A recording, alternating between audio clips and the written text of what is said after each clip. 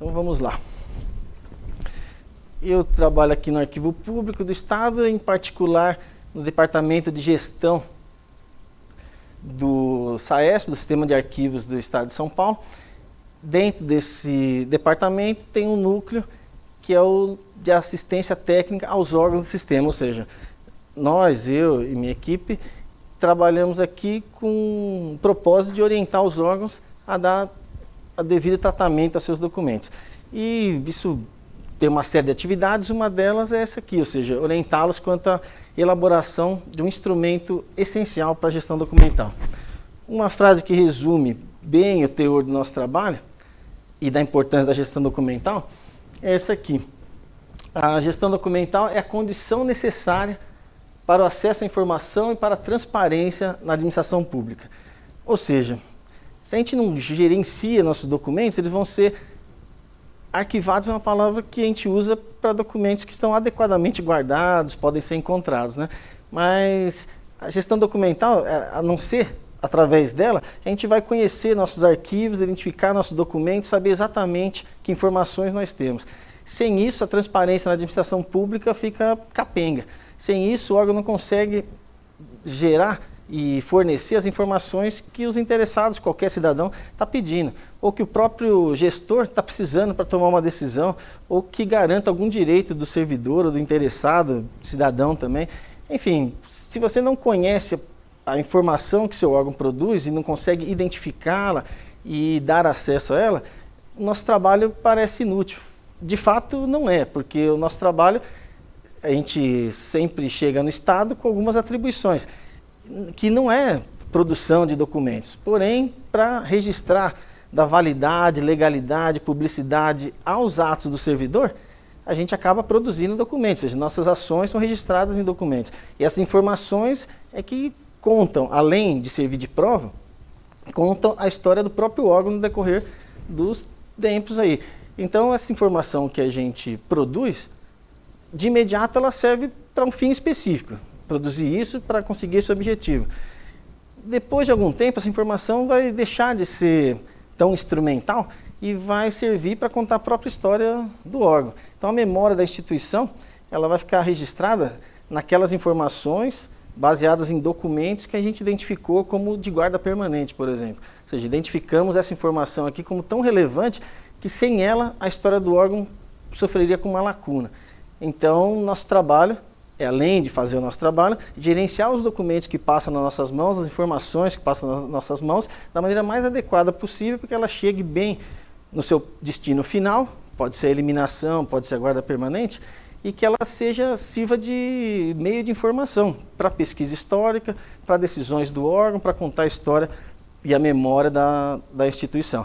Se a gente pensar as regras de gestão documental espalhadas por todos os órgãos da administração, ou seja, nós pretendemos aqui no Arquivo Público do Estado guardar a memória da administração pública paulista. E é isso que cada um de nós faz, contribuindo cada um da sua forma. A gente só espera que a gente atue da melhor forma para atingir o melhor resultado. Para praticar as regras de gestão documental, tem dois instrumentos que são essenciais, é deles que tratamos, ou seja, a gente precisa ter esses instrumentos e aplicar esses documentos. Só ter e deixá-lo guardado vai ser um trabalho à toa. O fato é que a gente precisa desses instrumentos para saber o que fazer, o quanto guardar e por quanto tempo guardar cada documento que a gente produz. E quem diz isso? Ou fica no achismo, guarda 5 anos e elimina, eu acho que é assim, eu ouvi falar, ou a gente aplica uma gestão técnica, científica até, dos documentos que passam nas nossas mãos. Esses dois instrumentos, a própria lei diz quais são. O Decreto 48897/2004 é a cartilha básica da gestão documental no Estado de São Paulo. Ele diz lá no artigo 9, são instrumentos básicos da gestão de documentos, o plano de classificação e as tabelas de temporalidade. Ponto. Eles são dois instrumentos que a gente monta juntos. Quando a gente produz um, a gente produz o outro. Porém, eles têm algumas características próprias. Para evitar conceituações científicas também, temos a própria lei que nos define com alguma clareza o que é cada um deles. O plano de classificação é um instrumento utilizado para classificar todo e qualquer documento de arquivo. Vocês que já fizeram esse curso que está encerrando hoje, com a única aula presencial sob minha batuta, que sorte, vocês já viram que é documento de arquivo, já tem uma boa ideia da gestão documental. Vocês não estão iniciantes mais, né? Esse aqui é só um fechamento do curso. Portanto, um plano de classificação ele serve para classificar qualquer documento de arquivo da instituição. Ou seja, é uma relação exaustiva de todos os documentos produzidos pela instituição. Agora, o que é classificar? Não é apenas dar um nome e um número para ele. Entende-se por classificação de documentos a sequência de operações técnicas que visam agrupar os documentos de arquivo, relacionando ao órgão produtor a função, subfunção e atividade. Ou seja, a relação de documentos que vocês produzem, que todo servidor produz, é uma relação muito grande. Só que a gente não guarda eles soltos.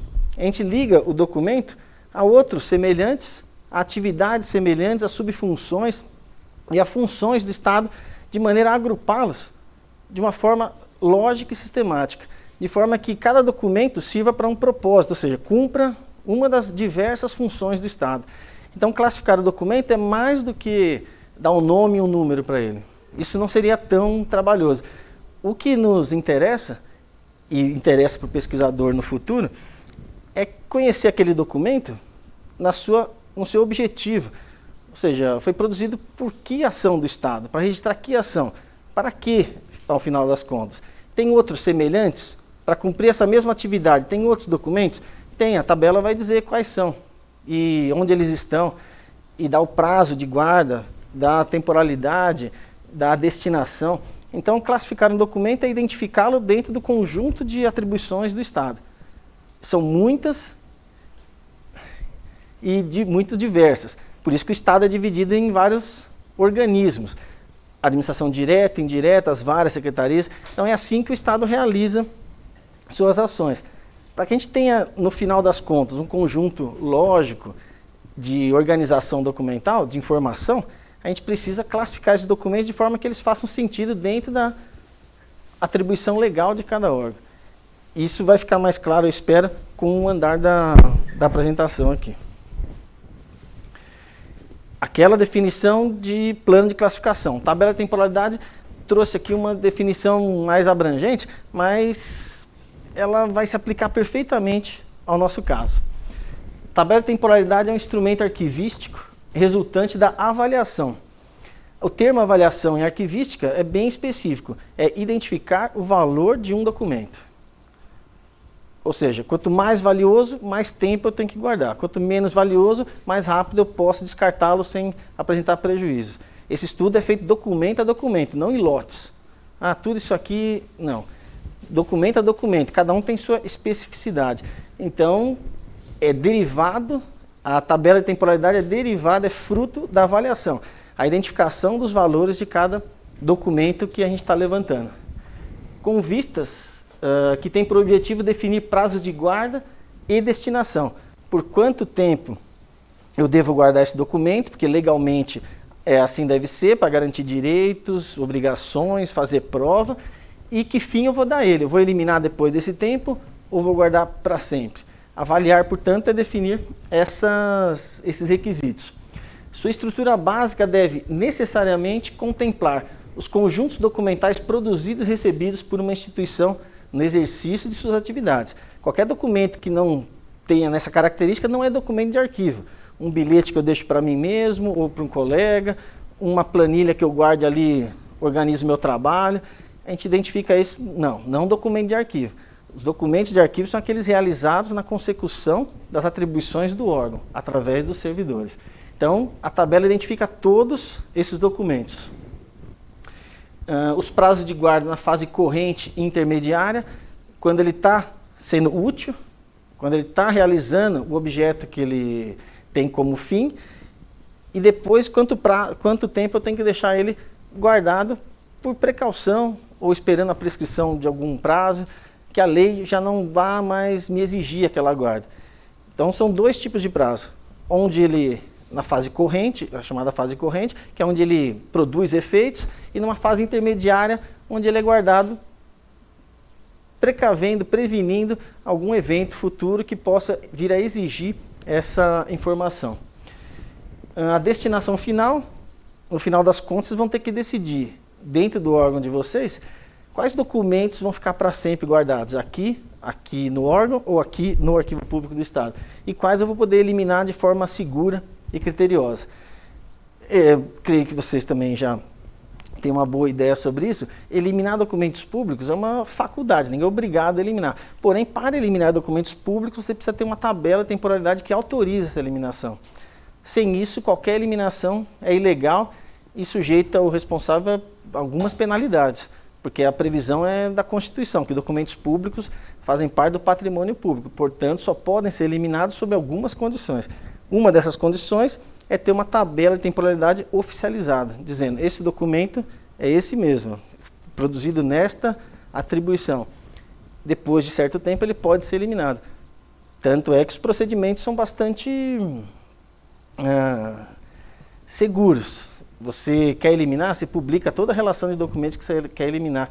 Deixa 30 dias lá, se ninguém falar nada, você está autorizado a fragmentar fisicamente os documentos. Ou seja, esses procedimentos visam garantir, de um lado, a publicidade. Eu, órgão, produzi tudo isso, esses documentos já cumpriram seus prazos, definidos na tabela tal, publicada no diário tal, e vão ser eliminados daqui a 30 dias. Se alguém querer alguma coisa aqui, basta pedir. Mas depois de 30 dias vão ser eliminados. Passado esse prazo, vem o Tribunal de Contas exigindo, não pedindo, que o Tribunal de Contas exige, né? Exigindo que se apresente tais e tais documentos. O órgão fica tranquilo. Mostra o edital de eliminação, esse documento estava aqui, cumpriu o seu prazo, tabela publicada no Diário Oficial, ou seja, não há mais que se falar em exigência. Quer dizer, outro órgão, Ministério Público, Justiça, Tribunal de Contas, podem sempre pedir, porque pedir todo mundo pode. Porém, o órgão fica desobrigado de fornecer a informação que já foi eliminada dentro do prazo legal. Se você não tiver um edital de eliminação comprovando aquela eliminação, aí você talvez esteja enrascado. De outra forma, a eliminação é totalmente segura. Então, são esses elementos que devem aparecer numa tabela. Na verdade, é tudo que se precisa. Ou seja, se o órgão quer conhecer a si mesmo, então uma tabela de temporalidade diz o que o órgão faz, através de que registros. Okay? Essa é a cara que tem uma tabela de temporalidade, certamente vocês já manusearam alguma, já tropeçaram em alguma. Essa é uma página da tabela de temporalidade das atividades meio, que classifica todos os documentos que os órgãos produzem nas atividades administrativas, RH, contratos, obras, enfim. Isso serve para uma boa parte dos documentos produzidos por vocês. Tem uma parte que não, tem uma parte que só o órgão de vocês produz. E esses documentos devem estar também relacionados numa tabela desse tipo, muito menos extensa, mas com essas mesmas características, com esse mesmo formato, dando conta de todos os documentos que vocês produzem e em que atividade, em que subfunção e que função, ou seja, vocês conseguem ver cada documento ligado a uma atividade. Isso significa que, possuindo uma tabela dessa publicada, não vai haver nenhum documento circulando dentro do órgão de vocês, um documento sem classificação. Não vai haver dúvida sobre nenhum documento. O que eu faço com isso aqui? Onde eu acho? Ou ele vai estar na atividade meio, ou ele vai estar na atividade fim. Fora disso, não vai haver incerteza, nem surpresa, nem achismo quanto ao destino dos documentos, ou a necessidade de produção, ou quando ele se encerra, por quanto tempo eu guardo. Todas as informações vão estar registradas aqui. E, uma vez aderindo a um sistema de protocolo único que o Estado propõe, que é o SPDOC, todos esses documentos vão estar previamente cadastrados. Então, vocês vão conseguir levantar cadastrar os seus documentos e deixar o sistema gerir essa informação, mostrando onde está a informação, onde está o documento, pode mostrar até na gaveta de quem está, e também vai determinar quais documentos eu posso eliminar em dezembro. Quero fazer minha eliminação em dezembro. O sistema todo vai contabilizar esses prazos. Para isso, nós precisamos de algo desse tipo. A lista de documentos, os prazos de guarda, vocês não conseguem ver, mas eu traduzo aqui, na unidade produtora, quanto tempo ele fica com aquele agente que produziu, está surtindo efeitos. Passado esse prazo, cumprida a sua obrigação, sua finalidade. Quanto tempo eu devo guardar ainda para garantir algum direito, obrigação? E depois desse prazo, o que eu faço? Eu guardo para sempre ou eu elimino? Aqui eu coloco informações que podem nos ajudar a entender o documento. Porque a tabela é feita hoje para ser usada para frente. Então, aqueles que vão vir a usar a tabela devem ter um instrumento didático até, ou seja, que mostre claramente o que é cada documento e para que serve. Então, esse aqui é um exemplo da tabela meio. As tabelas fim têm exatamente a mesma cara, as mesmas informações. O nosso trabalho é tentar mostrar como se constrói um instrumento desse tipo. Já de antemão já fica claro que não é algo simplíssimo, não é algo super complexo, ou seja, é possível de fazer, porém tem uma metodologia por trás disso, que foi sendo aprimorada ao longo do nosso trabalho. Então a gente começou fazendo tabela fim há uns anos atrás, usando algum método meio, vamos ver como é que dá, né? Qual é o melhor caminho. Mas esse método foi se estruturando e hoje temos uma definição bastante clara de como fazer isso ajudando os órgãos. Aí elaboramos um roteiro que tem 18 passos, se não me engano, 16 passos, etapas, e condensamos num pequeno manual. Está muito breve para ser aprovado, ele já está prontinho, e distribuído às comissões. Via impresso eu acho que não, né? Mas encaminhando por e-mail um PDF de toda a metodologia. Essa apresentação aqui eu me baseei nessa metodologia, que agora foi sistematizada. Porém, eu estou procurando dar um tratamento mais abrangente. Lá temos todos os detalhes, fase a fase. Mas o que eu pretendo fazer aqui também é mostrar passo a passo como esse documento, esse instrumento vai sendo construído. Eu lembro, através do slide aqui, que temos pelo menos duas formas de tabela de temporalidade. Uma que é a estrutural e outra que é a funcional, que é a que a gente prefere.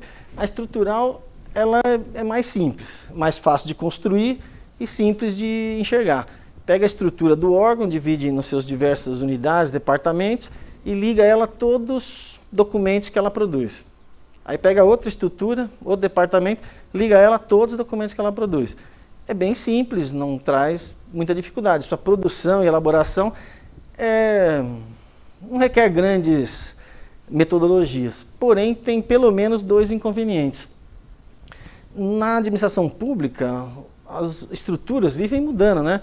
Muda um secretário, cai um governador, o órgão que era da Secretaria de Planejamento se torna autarquia, o caso do Detran, o caso da Junta Comercial, era parte da estrutura da Fazenda, agora é uma autarquia também, e aí sua tabela vira de cabeça para baixo. Além disso, tem outro inconveniente. A USP tem uma tabela de temporalidade também nesse método estrutural. Então você vê várias estruturas, várias faculdades, a de medicina, de matemática, isso, aquilo, todas elas produzem ofícios, relatórios, enfim, uma enormidade de documentos comuns. E esses documentos vão se repetindo em várias estruturas. Então a tabela fica por demais extensa, com documentos repetidos, e a mudança na estrutura quebra a sua tabela. A gente tem preferido já faz tempo, né, o método funcional, que evidentemente dá mais trabalho, mas gera um produto de qualidade muito superior.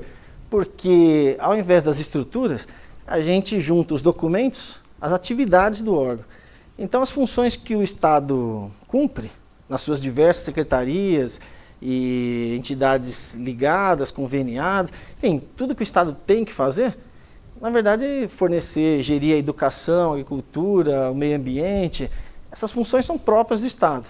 Então ele vai sempre continuar fazendo, seja na Secretaria do Meio Ambiente, ou na Secretaria da Educação.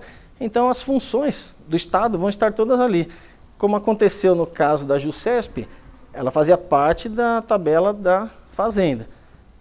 Não estava enquadrado uma estrutura JUCESP, documentos, estava uma função de registro de empresas privadas, enfim, alguma coisa assim. Então essa função do Estado, que é própria do Estado, saiu de uma secretaria e foi para uma autarquia. Não teve nenhuma dificuldade, a gente tirou aquele pedaço da tabela, fez alguns ajustes e a JUCESP publicou sua tabela fim. A Fazenda perdeu uma função. Então, quando a gente tem uma tabela funcional, nós sabemos que mudando a estrutura, as funções vão continuar, podem continuar em outro lugar, mas elas vão ser sempre reaproveitadas. E lembrando também que depois que a gente monta esse instrumento, ele está passível de alteração a qualquer momento. Então você percebe 5 anos depois que os prazos que vocês definiram lá atrás estão muito extensos. Eu estou guardando aqui por 10 anos algo que em 5 eu vejo que não tem mais necessidade. Então propõe-se uma revisão, uma atualização da tabela. A Fazenda está fazendo isso, o Detran está fazendo isso, e outros órgãos que já têm tabela há algum tempo, colocaram ela em uso, puderam perceber que algumas coisas podem ser reajustadas. E a tabela deve refletir esse dinamismo próprio da administração. Ou seja, ela não é um instrumento que é feito para seguir para todo sempre. Ela pode ser sempre revisada, nos prazos, uma atribuição nova que o órgão conseguiu. Então, ela é um retrato desse momento. Quando a gente acaba a tabela, a gente fala, meu órgão está assim. Amanhã pode mudar e os procedimentos para revisão não diferem muito do que a gente vai ver aqui. Como maior exemplo de tabela de temporalidade funcional, temos a tabela meia. Aconselho todo mundo a conhecê-la e, se possível, dentro do órgão, aplicá-la.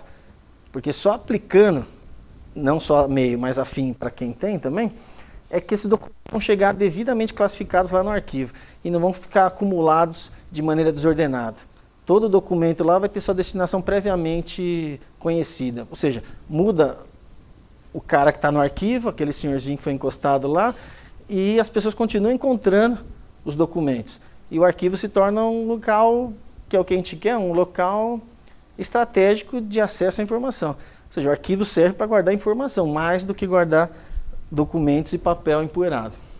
A gente consegue isso aplicando esses instrumentos. Por vezes, e não rara, tem dúvida, esse documento aqui, eu não encontrei aqui na atividade meio, então ele é da atividade fim? É bem provável. Porém, essa divisão que parece muito clara, o que é atividade meio e o que é atividade fim, realmente ela é bem clara, porque nós temos aqui atividades do Estado, que ele não criou nenhum órgão para fazer isso aqui. Os órgãos têm essas estruturas para servir de base para que o órgão faça aquilo que ele tem que fazer, que são suas atividades fim. Então, nenhum órgão é criado para contratar pessoas ou contratar empresas, fazer obra. Os órgãos fazem isso para ter uma estrutura para poder servir a população com as suas atividades finalísticas. Aparentemente, realmente não tem dúvida, mas às vezes tem alguns documentos que ficam naquele campo cinzento, isso aqui é atividade meio, fim. Isso só uma investigação do documento é que vai nos mostrar. Se ele for meio e não estiver aqui na tabela, vamos pedir uma inclusão desse documento. Nos passou, existe esse documento, é atividade meio, então ele tem que estar aqui. Ou não, isso aqui só vocês fazem. Ou vocês fazem, outros fazem, mas de fato é uma atividade finalística, então vamos colocar na tabela fim. Então a divisão é clara, mas às vezes um documento ou outro pode nos gerar alguma dúvida. Mas a investigação do documento nos dirime qualquer dificuldade. Quando a gente fala em documento de arquivo, são aqueles que o Estado produz para fazer o que ele tem que fazer, cumprir suas atribuições. A gente dá vários nomes para os documentos que passam na nossa mão, às vezes nomes genéricos. A gente vai estabelecer que o nome de documento que a gente quer padronizar, isso também evita que cada um chame o mesmo documento por nomes diversos, né? Isso acontece às vezes dentro de um órgão e certamente acontece dentro do Estado, né? Os documentos da atividade meio, é muito comum, a gente recebe demandas querendo classificar o documento tal. Com aquele nome não tem nada parecido. Aí a gente pergunta, é feito por que razão, né? Qual o objetivo, para que serve? E no final das contas a gente pede, manda uma cópia aí. Aí a gente analisa e percebe, ele está chamando esse documento de X, mas na tabela ele é feito aqui nessa atribuição, nessa atividade, trata-se de, aí a gente dá o nome, que é o nome padronizado, que deve contemplar esses 3 aspectos. É um tipo documental, ele pode ser ficha, formulário, relatório, dossiê, prontuário, processo. Os tipos documentais são os mais diversos, só que a gente precisa saber que tipo é. Porque é muito comum alguém chamar esse processo todo, me vê aquela aquisição, aquele processo de aquisição. Se ele falar processo de aquisição, tá bom, só está faltando o objeto. Mas se ele falar, me vê o cadastro não sei do que. Cadastrar é uma atividade, né? Então você tem um formulário de cadastro, uma ficha de cadastro, alguma coisa de cadastro. Então a gente precisa do tipo documental, que deve ser o mais adequado para cumprir a função, a ação que se quer promover, aqui comprar, e o objeto que se quer atingir, no caso material de consumo. A gente não vai ter um processo de aquisição de caneta, processo de aquisição de papel higiênico, processo de aquisição de água. É material de consumo, a lei estabelece bem o que é material de consumo, o que é material permanente. Então a gente consegue englobar num único título uma diversidade de materiais para ser comprados. Distinguindo apenas, como tem outro desse mesmo padrão, que é o processo de aquisição de material permanente. Serve para outra coisa, mas eles são muito comuns. Porém, o nome, tecnicamente, é perfeito. O tipo, a ação e o objeto. Então, os documentos das tabelas FIM que os órgãos têm produzido, a gente tem cuidado para que os documentos reflitam essa técnica, para que o nome do documento diga para que ele serve, evitando nomenclaturas genéricas. Ao final de todo o trabalho, cada documento vai receber um código de classificação, que a gente no dia a dia realmente não usa. Quem usa é o sistema, que identifica para cada código precisamente aquele documento. E para esse número não ser assim, um mistério, né, que ele aparece depois em toda a tabela, é só a título de... É mais que curiosidade, né? Mas para que saibam de onde vem esse número, né? Esses 4 primeiros dígitos identificam quem produziu.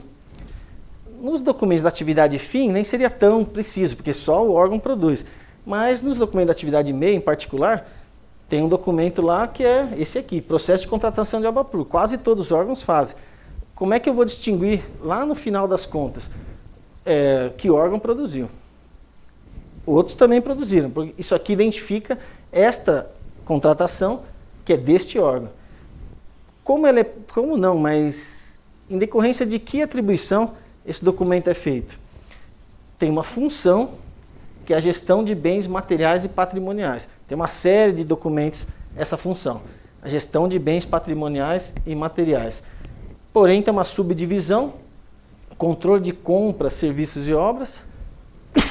E dentro desta subfunção tem várias atividades. Uma delas, a contratação de serviços e obras. E dentro dessa atividade, uma série de documentos, sendo que um deles é esse aqui. Então, esse número completo identifica esse documento, ligando ele a um órgão. E dando ao pesquisador lá para frente, ou a quem quiser saber, em decorrência de que atribuição esse documento foi feito. Embora o nome seja bem claro, né? Todo mundo vê que isso aqui é um processo de contratação de obra, para construir, demolir, reformar alguma coisa. Mas nem todos os documentos entregam serviço tão facilmente. O objetivo aqui, quando a gente fala em classificar os documentos, é identificá-lo e ligá-lo à sua produção. É isso que vai fazer essa informação relevante lá para frente. Isso aqui é só para assustá-los. Nesse roteiro que eu disse que está para ser aprovado, mas está pronto já, ele divide toda a elaboração em 16 passos, etapas. E eu vou passar por cada uma delas, para terror de vocês. Mas aviso que algumas vão ser bem breves e outras eu vou me ater mais. Ou seja, tem fases aqui que são muito fáceis, ou tem umas aqui que são só a título de aprovação, manda para o arquivo, manda para a consultoria jurídica. Isso é mais simples, não precisa eu perder tempo aqui. Eu vou fazer o passo a passo para vocês terem essa ideia da dimensão desse trabalho, como começa, que parece que nunca vai acabar, mas ele tem um fim. A fase 1, levantar a estrutura e as atribuições do órgão ou entidade. Isso a gente faz através da lei, às vezes está pronto no próprio site do órgão. O que nem sempre está pronto é uma atualização. Às vezes o negócio está lá perdido e a lei ficou parada, criou o órgão, estruturou o órgão, mas é de lá, da agricultura, por exemplo, de 98. De lá para cá, precisando se adequar aos novos tempos, a lei ficou parada, criou-se um departamento que vai fazer aquilo, mas não aparece na lei. Então, fazer a adequação do que está na lei e do que está na realidade é um trabalho nesse momento. Então, se levanta toda a estrutura do órgão.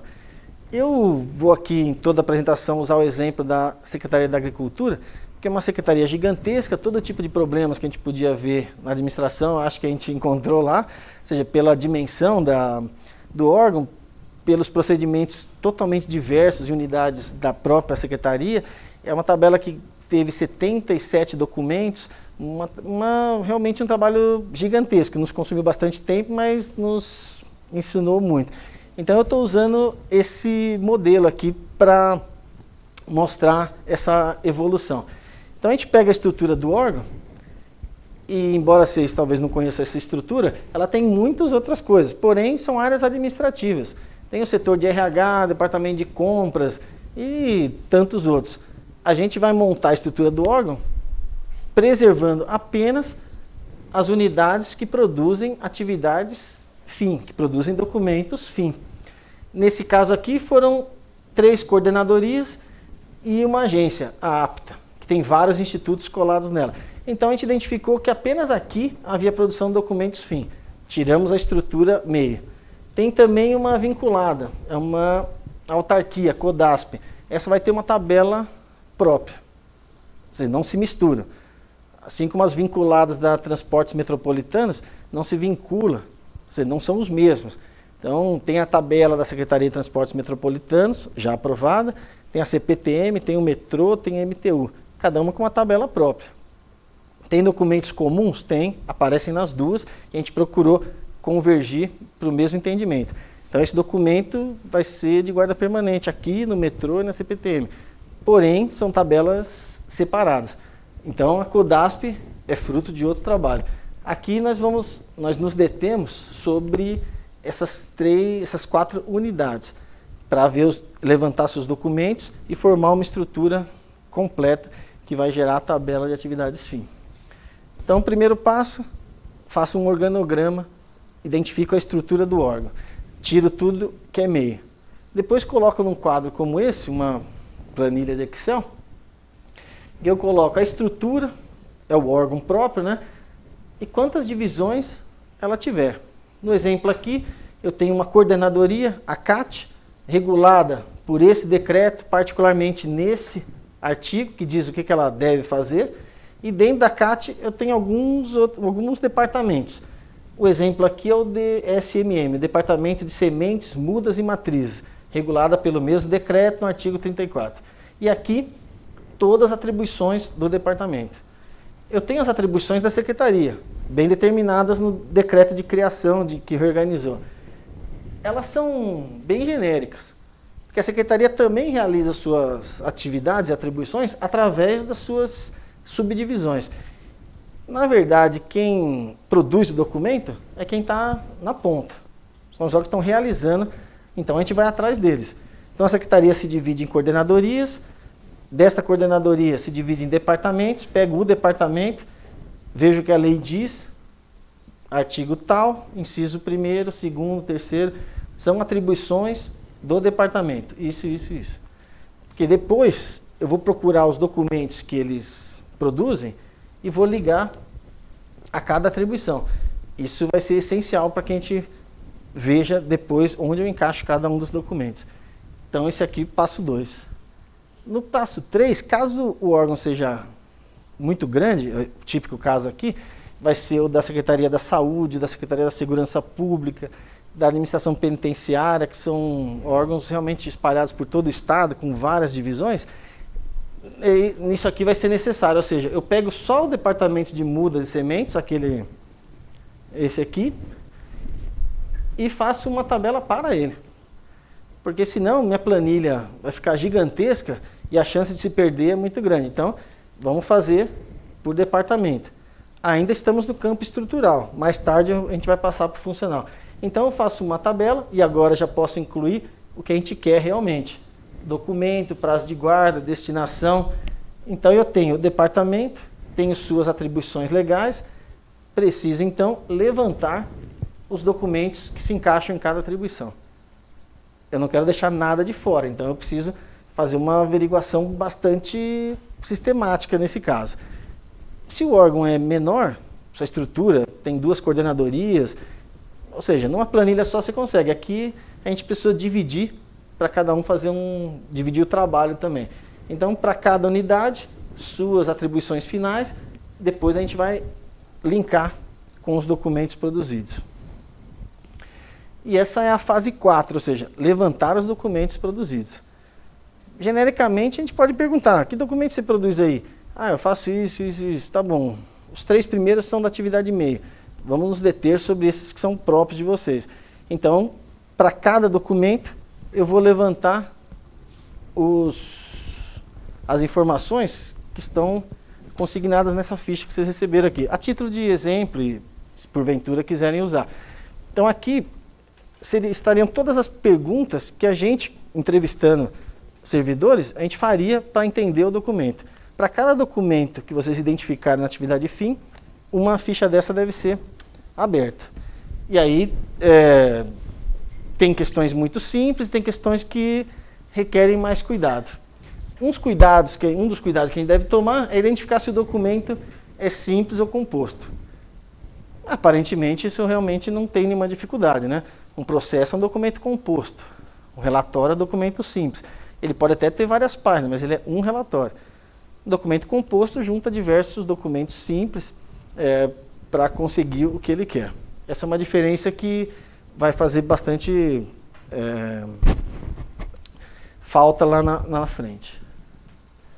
Entre os documentos simples, tem uma enormidade. Ficha, relatório, formulário, enfim, não chega ao infinito, mas a gente pode ser bem criativo e inventar. Entre os documentos compostos, a gente só conhece esses 4. Dossiê, que junta documentos referentes a um evento, acontecimento. Expediente, que junta documentos para colher ou levar informação para outra pessoa, para outro órgão. O processo, que também junta documentos para conseguir um objetivo, mas depende de uma decisão. A palavra é essa, eu estava procurando. Ou seja, se precisa de uma autoridade autorizar, dizer compre ou não compre, faça ou não faça, estamos diante de um processo. Ou seja, o tipo documental adequado para conseguir esse fim, o caso do exemplo lá, processo de aquisição de material de consumo. Alguém vai acabar decidindo, compre ou não tem dinheiro agora, não é o momento, alguém precisa decidir. Se alguém precisa decidir, essa pessoa é aquela que tem autoridade e competência para autuar um processo. Então, o processo ele requer que tenha lá uma autorização. Não havendo necessidade disso, temos um expediente. E se juntarmos documentos referentes a uma pessoa física ou jurídica, temos aí o que cabe para esse registro é um prontuário. Isso, estando bem claro, põe fim àquela ideia de que o que é importante eu autuo o processo, o que não é, eu autuo de outro jeito. Ou nem autuo não, né? Mas abro de qualquer jeito.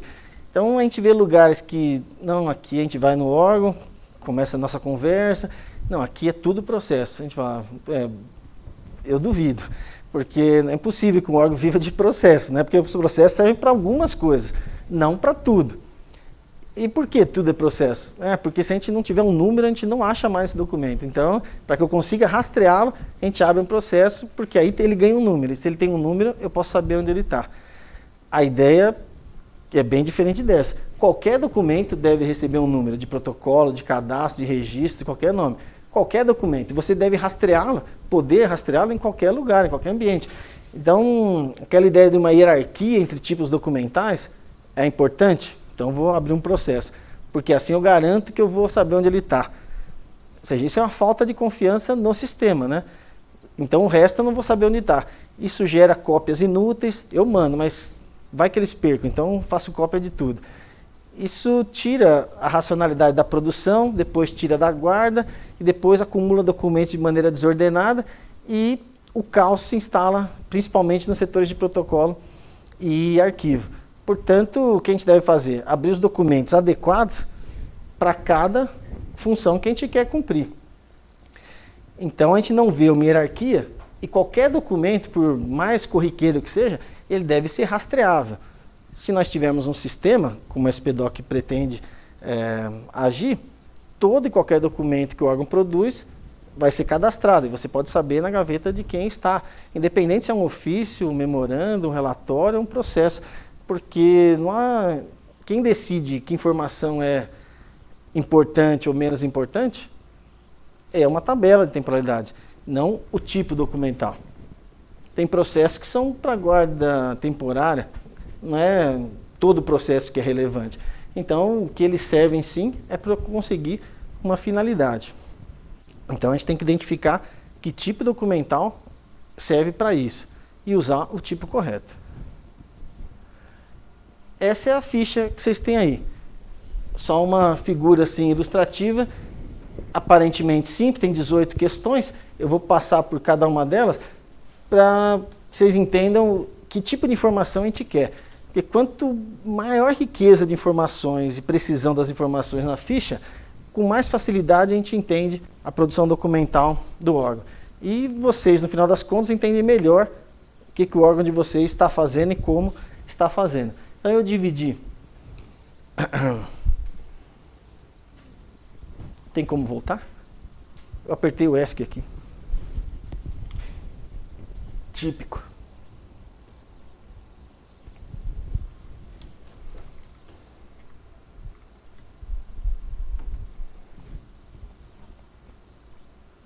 Agora eu vou indo. Valeu. Eu tinha achado até curioso que isso não tinha acontecido ainda. Minha falta de habilidade. Ops, pronto. Então essa é uma cara da ficha.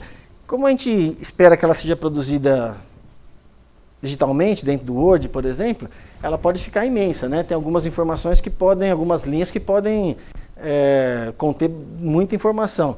E é para isso que ela serve, ou seja, para gerar informação sobre cada tipo documental que vocês identificarem nas atividades fim. Então eu dividi ela em trechos, alguns bem simples, como esse cabeçalho. A data, o órgão, nome do entrevistador. Em regra não, mas quando a gente está trabalhando junto com o órgão, a gente vai lá entrevistar. Tem órgãos que preparam entrevistadores para justamente falar com as pessoas que produzem o documento. Então é a pessoa mais qualificada para informar. Se é membro da CADA ou não, o entrevistado, quem é, essa informação aqui é útil porque às vezes a ficha chega aqui, tem uma dúvida aqui bem pontual, então se eu tiver que falar com a CADA para falar com ele, se tiver o telefone dele, a gente já liga e pergunta, ó, você escreveu isso na ficha? Você pode dar um detalhe aqui? Então isso aqui é só para identificar quem deu a informação. Para a gente é bastante útil. Aí o trabalho começa a ficar mais emocionante. A unidade produtora, ou seja, dentro do órgão, a unidade que produz o documento, o departamento, o núcleo, o centro, conforme o órgão se divida. A atribuição legal é que estamos falando de um documento na ficha. Você está produzindo esse documento em decorrência de que atribuição legal? Aí eu posso ter muito claro lá no meu decreto da minha secretaria, a unidade tal deve fazer isso, isso, isso, coordenar, fiscalizar, e tudo isso está bem claro na legislação. Então eu vou colocar aqui, eu faço esse documento devido a esta atribuição legal. Nas secretarias, os decretos são bem didáticos, dizem exatamente o que cada um deve fazer. Nas indiretas, isso é menos claro. Então nós temos decretos de criação de autarquia, de fundações, que não dizem de maneira muito genérica o que o órgão faz. Mas isso dá mais trabalho. Mas ainda assim a gente consegue chegar, ou seja, eu faço esse documento devido a essa atribuição legal. Que nome você dá a esse documento? Aí ele vai falar aquele nome genérico lá, cadastro de pessoas, sei lá. Então eu dou um nome. Todo mundo aqui chama esse documento disso. A gente fala, ok, então vamos procurar um nome tecnicamente mais preciso, ou seja, esse cadastro é feito através de uma ficha, de um formulário, do quê? Ou seja, que tipo documental registra? Então, através das informações, a gente vai chegar a algo desse tipo. A gente vai, não adivinhar, né? Mas vai através da informação. Ele serve para quê? Ele passa por onde? Ah, então é um processo. E esse processo é para cadastrar, certo? Cadastrar o quê? Objetos, pessoas, sei lá o quê. O objeto do nosso documento. Assim a gente dá um nome, ou propõe um nome, para que o Arquivo Público do Estado carimbe, fala, tá muito bom esse nome, eu proponho outro.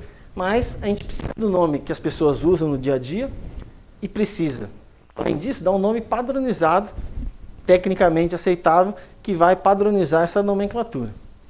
Esse nome, eu digo que é importante, o nome usual, porque as pessoas vão continuar chamando esse documento do mesmo nome. E ele vai aparecer, não na tabela, porque ele é um nome genérico, mas vai aparecer no índice. Então, se você procurar na tabela, você não vai achar. Pô, eu chamo esse documento disso, mas não está aqui. Mas você vai no índice e aparece o nome, porque a gente toma o cuidado de colocar o nome dali. E depois a expressão use. Use, processo de não sei o que lá. Ou seja, ele manda você utilizar o nome padronizado que a gente achou o melhor. O suporte do documento é onde as informações estão consignadas. Em regra, é papel. Em segundo lugar, vem os documentos digitais. Depois, ele pode ser misto. Tem uma parte que fica aqui nesse banco de dados, tem uma parte que são documentos interessados. Enfim, ele é híbrido, então. E outros suportes podem aparecer de maneira muito mais rara. A regra é papel e documento em regra, né? E documento digital. Pode ser um filme, pode ser um cartaz. E o gênero? Em regra também, o que mais a gente vê no Estado é produção textual, ou seja, informação em forma de texto. Pode ser um registro auditivo, fonográfico, pode ser audiovisual, pode ser mapas, plantas. Ok, vamos identificar, descrever aqui e dar detalhes sobre esse formato incomum. Quando é papel, não tem muito o que dizer, né? Aqui no campo 10 é onde vocês devem gastar conhecimento e descrever com precisão para que o documento é feito. Sem medo de colocar mais. Podem colocar mais, porque para nossa análise, entender o documento, quando a gente está à distância, às vezes a gente está no próprio, junto com vocês fazendo.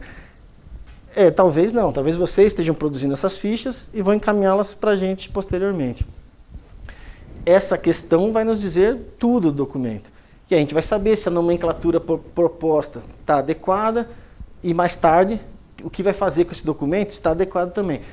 Sendo que aqui vocês estão descrevendo que esse documento é criado para isso, isso, isso. Aí nós já conseguimos até definir o tipo. Para isso ele está chamando de expediente, mas creio que é um processo. Então nos ajuda a ajudar vocês. O que a gente chama de dar a nomenclatura correta, eu trouxe aqui exemplos da Secretaria da Agricultura, como já disse, em que os procedimentos lá eram muito vagos, né?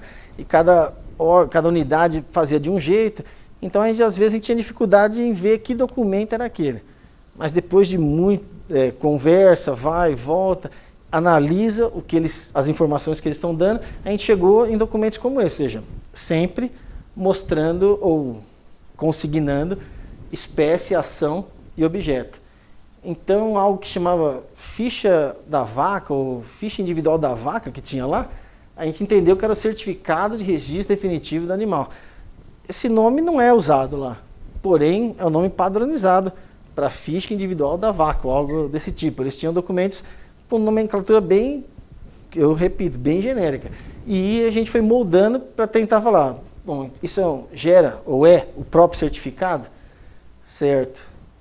Registro é definitivo, porque tem o provisório também. E trata-se o objeto aí do animal, não da vaca, porque naquele momento lá eles estavam cuidando desse tipo de animal, mas eventualmente pode aparecer outros. Então a gente procura abranger o máximo possível. Expediente de auditoria laboratorial. Eles chamavam de auditoria. O documento, como chama? Auditoria. É o nome genérico. Porém, a gente percebe que a auditoria é uma ação. Então, a gente precisa que documento registra essa ação.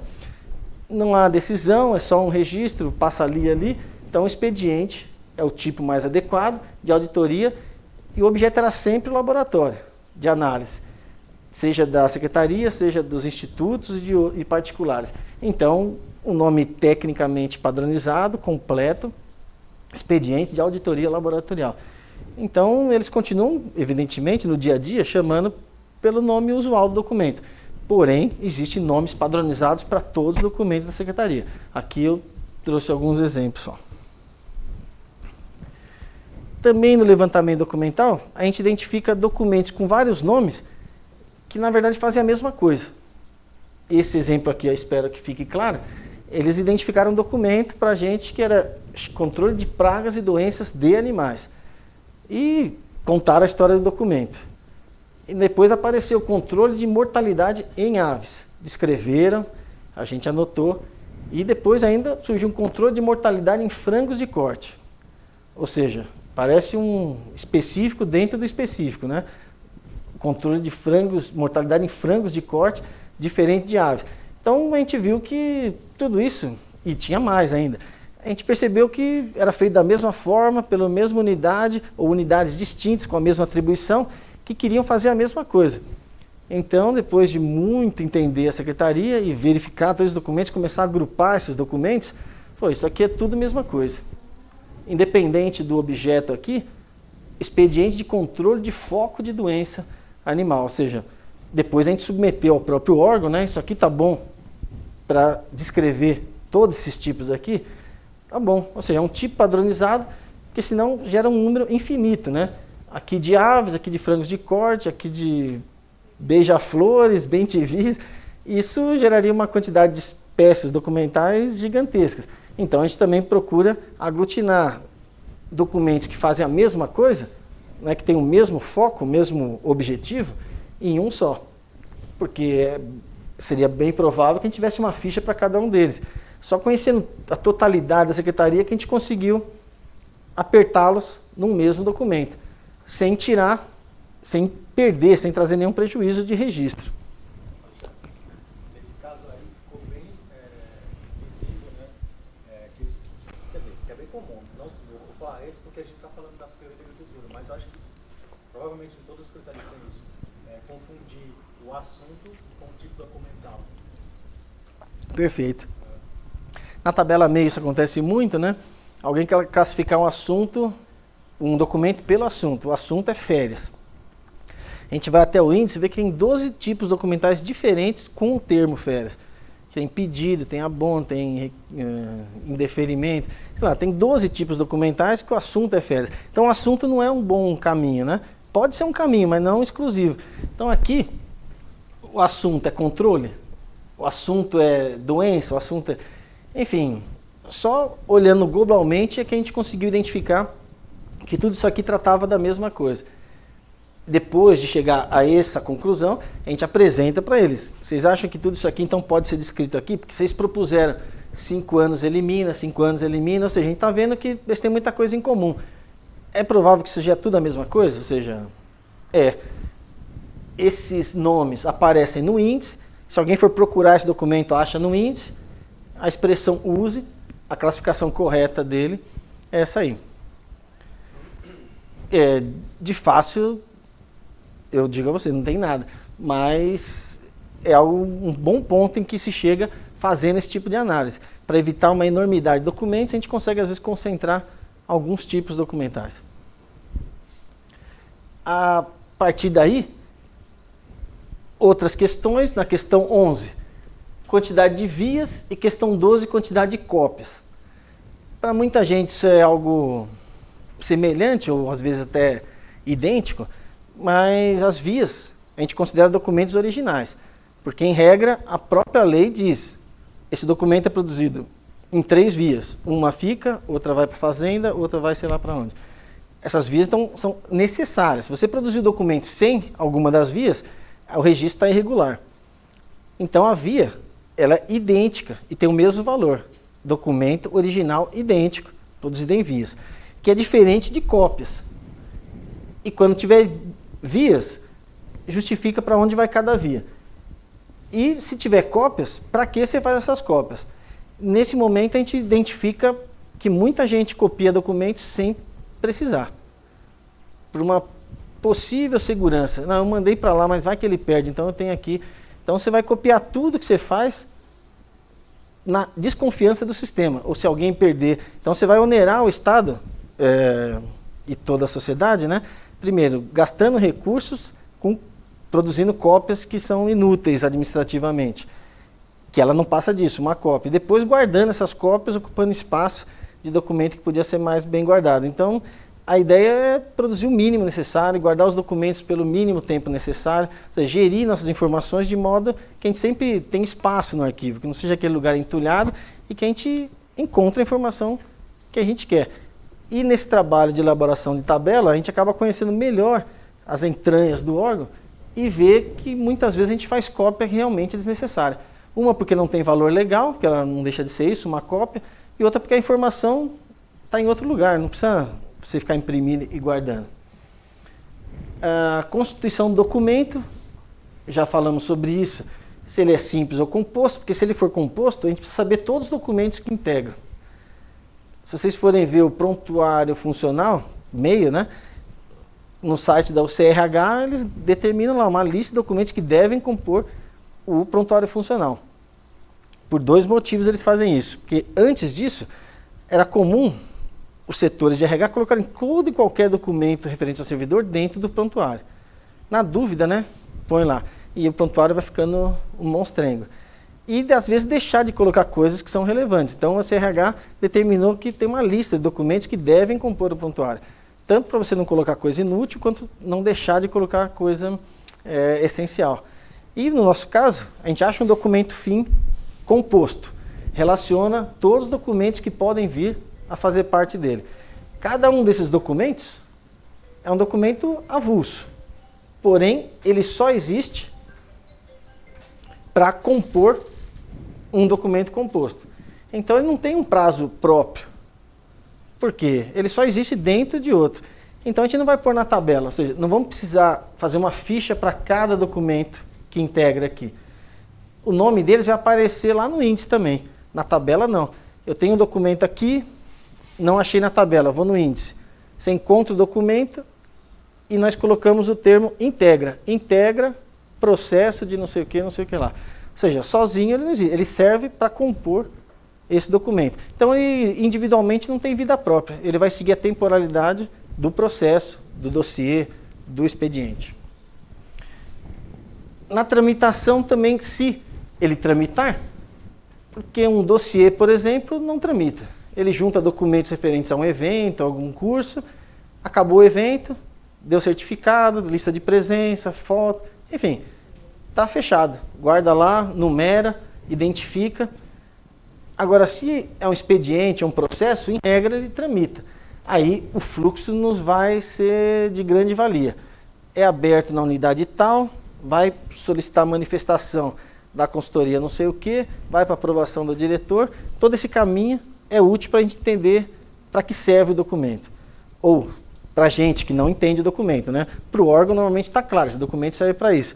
Para a gente que um dia, uma hora vai ter que aprovar a tabela que vocês nos enviarem, a gente precisa saber qual é esse fluxo aí, para a gente entender que tipo de documento é esse. Tudo isso vai nos auxiliar a dar a correta identificação do documento. Não? Não? Ah, aconteceu isso da outra vez também.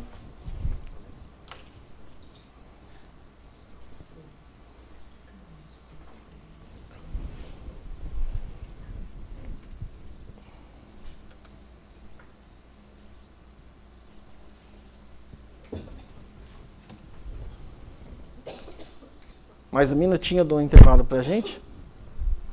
Foi aí? Obrigado, Fabiano. Acho que aqui que termina a ficha, a gente faz uma parada. Veja, estamos na fase 4 ainda, que é só do levantamento documental, preenchimento dessa ficha. Questões simples, questões mais complexas. Aqui é onde a gente vai decidir o destino desse documento. Então a gente identificou o documento. Agora, que entendeu, a gente precisa avaliá-lo. No campo prazo de guarda, nós temos 2 prazos. Na unidade produtora, enquanto ele está vigente, corrente, surtindo efeitos, e na unidade com atribuições de arquivo, que é para onde ele vai depois que cumprir sua função. Então ele foi feito, abriu esse processo para comprar cadeiras, ele vai ficar quanto tempo na unidade produtora? Dá para estipular um prazo em anos, que vai demorar aquele processo? Não dá, né? Ou seja, tem muitas variáveis. Então, em regra, processos, expedientes e até outros documentos, a gente não consegue precisar um prazo em anos. Se for um relatório anual, acredito que aqui, se a gente colocar um ano aqui, vai ficar tranquilo. Ou seja, ele vale aqui para a gente, surte efeitos, a gente insere dados, depois que fechou o ano, fechou. Então, eu consigo colocar aqui que prazo ele vai ficar aqui comigo. Se eu não puder precisar esse prazo em anos, o termo mais correto é o vigência. Ou seja, esse processo que vai ficar com a gente enquanto estiver vigente. Ok, porém, não podemos lhe dar a seguinte informação. Quando ela se encerra? Porque quando ela se encerrar, esse documento cumpriu o seu objetivo. Então, esse processo ele fica vigente até a ocorrência de determinado evento. E a gente descreve aqui qual é esse evento. O processo se encerra com a finalização do curso, com a entrega do certificado. Enfim, a gente põe um evento que põe fim à fase corrente desse documento. Caso esse documento gaste dinheiro público, registre gasto de dinheiro público, ele comprou cadeiras. A nota foi paga, o material foi recebido, porém esse documento não está encerrado ainda, uma vez que precisamos que o Tribunal de Contas aprove as contas do órgão, que se dá, em geral, no ano seguinte. Quando o órgão publicar, o TCE publicar a aprovação das contas do seu órgão, você pega todos os seus processos que gastaram dinheiro e carimba ali, ó, contas aprovadas em, se possível, junto uma cópia da folha do DO que aprovou suas contas. Ou seja, com garantia aquele processo está encerrado. Nesse caso de compras, a tabela diz, guarde por mais 12 anos. É aqui que eu vou falar isso aqui, ó. Até a aprovação de contas é o prazo na unidade produtora. Não preciso mais desse documento aqui. Ele cumpriu sua finalidade. Agora, ele vai cumprir algum prazo na unidade com atribuições de arquivo. Que pode ser uma unidade setorial de arquivo, um arquivo do órgão, enfim. Aí o prazo aqui é em anos. Tantos anos. Como é que eu determino esses anos? Olha, a lei diz que falsificação de documentos, por exemplo, falsificação de documentos públicos no Código Penal, tem a pena X e a prescrição ocorre em 12 anos. Ou seja, se depois de 12 anos você vai lá tentar uma denúncia dizendo que alguém falsificou um documento público, foi feio o que fizeram, não foi bonito, mas não podemos, a justiça não pode recair sobre esse crime, prescreveu. Então, depois de 12 anos, você pode até levantar o crime, ou o delito, ou o direito, porém, a prescrição legal diz que depois de 12 anos a justiça não pode se movimentar para ir atrás dessa informação. Então, a gente coloca o prazo de 12 anos. Se você eliminar, você não está trazendo prejuízo para ninguém, porque aquelas informações não podiam mais servir como prova judicial nesse caso. Então, a atribuição desses prazos tem que verificar qualquer repercussão que o documento, que as informações do documento possam vir a ter. Então, a gente pensa no documento, isso aqui pode gerar algum dano no interessado? Pode. Ele pode ser prejudicado por uma inação do Estado, ou uma ação do Estado. E então tem uma legislação lá de 32, decreto 20.000 sei lá quanto, que está vigente, que diz que todas as ações contra o Estado prescrevem 5 anos. Então qualquer pessoa que tenha sido prejudicada, percebido algum prejuízo em decorrência de uma ação estatal, depois de 5 anos você não pode mais requerer judicialmente essa indenização. A lei está vigente, então o prazo de 5 anos é contado, para evitar que a justiça, que cause insegurança jurídica, que as ações fiquem para sempre possíveis.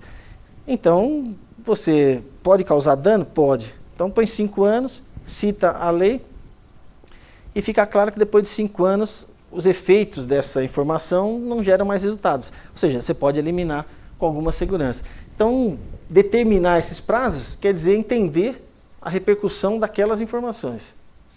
Realmente, essa ficha eu faço uma todo dia. Ela está preenchida, eu jogo no sistema. Quanto tempo eu vou precisar guardar? Você acha que nada, ela pode ser eliminada imediatamente? Meto um traço aqui, ou seja, pode ser eliminada logo depois que cumpriu a vigência. É o que ocorre na Secretaria da Cultura com convites de eventos.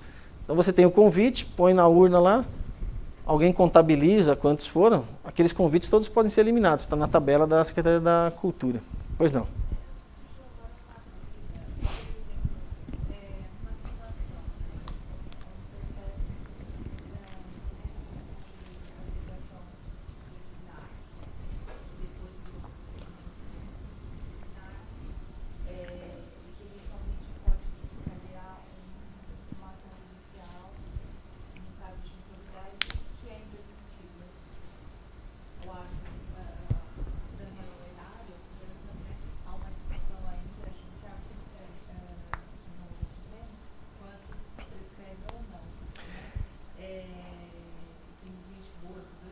Exatamente. Então, é um tema de repercussão geral. Perfeito. E ainda não foi definido. E aí? É que nesse caso em particular, a gente se socorre, porque a gente diz que esse documento não foi encerrado ainda. Então a gente não começa a contar nenhum prazo, porque se ele está sendo alvo de investigação, a justiça pediu, ele não está fechado. Então ele está no prazo de vigência. Então, está em aberto. Ou seja, ele ainda está corrente, a gente diz, porque ele está sendo usado para vários outros efeitos, né? Ele foi criado para comprar as coisas, mas verificaram uma irregularidade. O Tribunal de Contas pede esse documento. Ele não está encerrado. Então, não se contam prazos aqui, né? Esses prazos estão suspensos. Para essa finalidade. Isso. Né? Porque, por exemplo, tem casos de processo que tem mais de 10 anos e que aparece lá um esqueleto. Ele pode estar em dois casos. Ou seja, ou ele pode ainda estar vigente, então ele não se encerrou. Ou, supondo que a compra foi realizada, no ano seguinte o tribunal aprovou as contas e eu dou esse prazo, a tabela desse prazo de 12 anos. Nesses 12 anos, o Tribunal de Contas vê uma irregularidade, ou alguém denuncia, pede o processo. O processo está lá com você. Ele é reaberto para tramitar novamente. Os prazos eram todos, vai começar a contar só quando se encerrar. Então, a gente não precisa ficar com esse medo, porque se depois, agora, se ele se encerrou, o tribunal aprovou as contas, ficou 12 anos quietinho, tomando pó lá no arquivo. Depois do 13º ano, alguém vem pedir. Aí você mostra o edital de eliminação dos documentos. A tabela autorizou, ela foi aprovada, eu publiquei o edital, dei 30 dias para qualquer pessoa se manifestar, cumprir os prazos, elimina. Tem uma decisão nesse sentido, que é referente ao DETRAN, que eu recolhi do Tribunal de Justiça. Um interessado, depois de mais de 5 anos, foi pedir algum documento para o DETRAN lá. E a decisão do juiz, o DETRAN disse, apresentou o edital de eliminação, apresentou a tabela, e o juiz disse, não se pode requerer um documento que foi eliminado dentro do previsto pela lei. Então isso dá bastante segurança para a gente, ou seja, a gente certamente tem que cuidar dos documentos, mas só pelo tempo necessário. Porque senão seria impossível a gente guardar tudo para todo sempre, né? Então a gente estabelece regras. Então, se em 12 anos, se em 5 anos, se no prazo que a lei determina, ninguém se moveu, então a gente tem que dar um fim nisso, né? Ok? Depois de determinar quanto tempo ele vai ficar na área que produziu, quanto tempo ele vai ficar no arquivo aguardando alguma surpresa, eu vou definir finalmente o que fazer com ele após esses prazos. Se eu tirar essa informação da história, vai criar uma lacuna na história da minha instituição? Vai deixar de ser contada alguma história? Vai trazer prejuízo para a memória? Não. Esses dados aqui estão tudo em outro lugar. Então eu posso destiná-lo à eliminação. Já se esse documento, por exemplo, é um documento meio, né, mas só como exemplo, atas de reunião, são de guarda permanente, porque nessas atas de reunião são definidas diretrizes do órgão.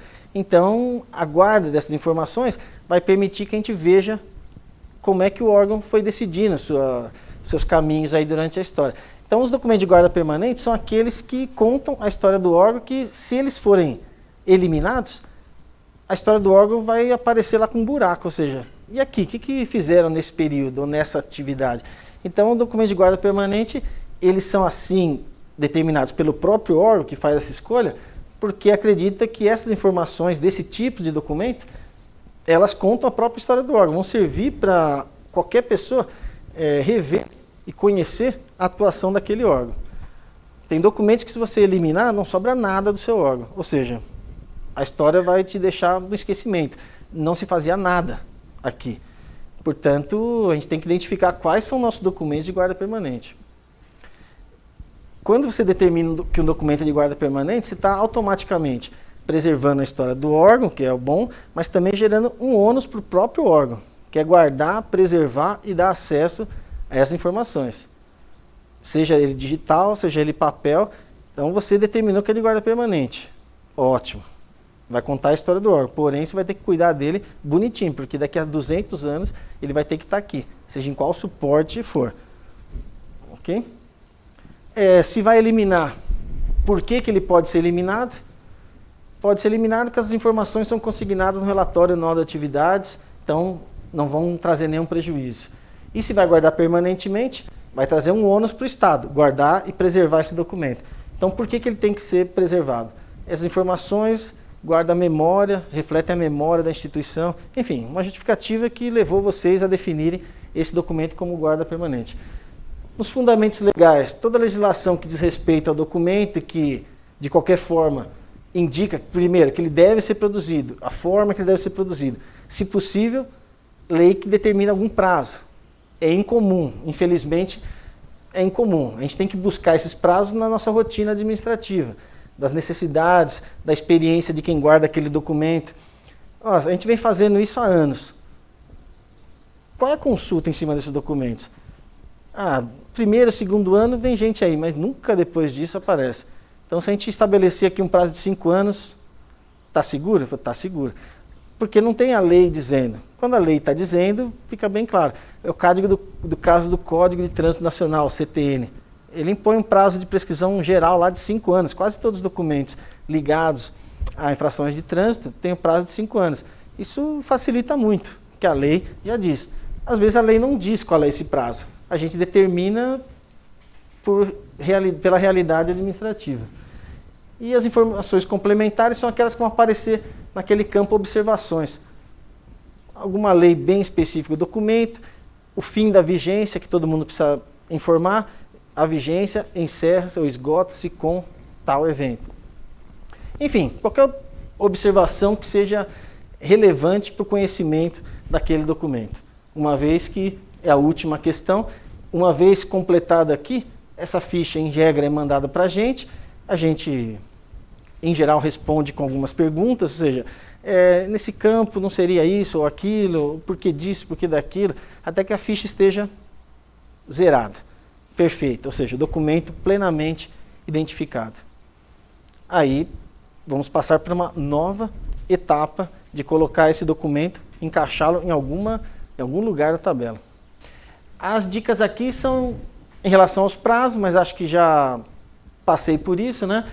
Prazo de prescrição é aquele previsto em lei, quando tem a lei dizendo que prescreve em tanto tempo, e o prazo de precaução é aquele que, por segurança administrativa, pelo costume, pelo que se entende, depois de tanto tempo aquela informação não tem mais valor. Então, vou garantir um prazo de 10 anos aí de precaução e destinar o documento à eliminação, isso nos parece seguro. O fato é que, uma vez que essa tabela, com esses prazos e destinações aprovados pelo arquivo, oficializados pelo órgão, publicado em DO, ele passa a ter valor de lei. Então, qualquer eliminação realizada respeitando os prazos de qualquer tabela publicada do órgão, ela é absolutamente legal. O fato é que vocês podem entender mais tarde que aquele documento que vocês estavam eliminando, nossa, péssima ideia, é de guarda permanente. Então, propõe uma atualização da tabela, porém, naquele momento em que ele foi eliminado, não configura ilícito, porque a tabela autorizava. De qualquer forma, é uma decisão delicada essa, de o que vai ficar para a história, o que a gente vai eliminar da nossa pequena história. Então, essa decisão é feita a cada documento, ok? Por isso, daí essa relevância. Como disse, a destinação a gente vai entender. Essas informações estão em outro lugar, não vai trazer prejuízo para ninguém.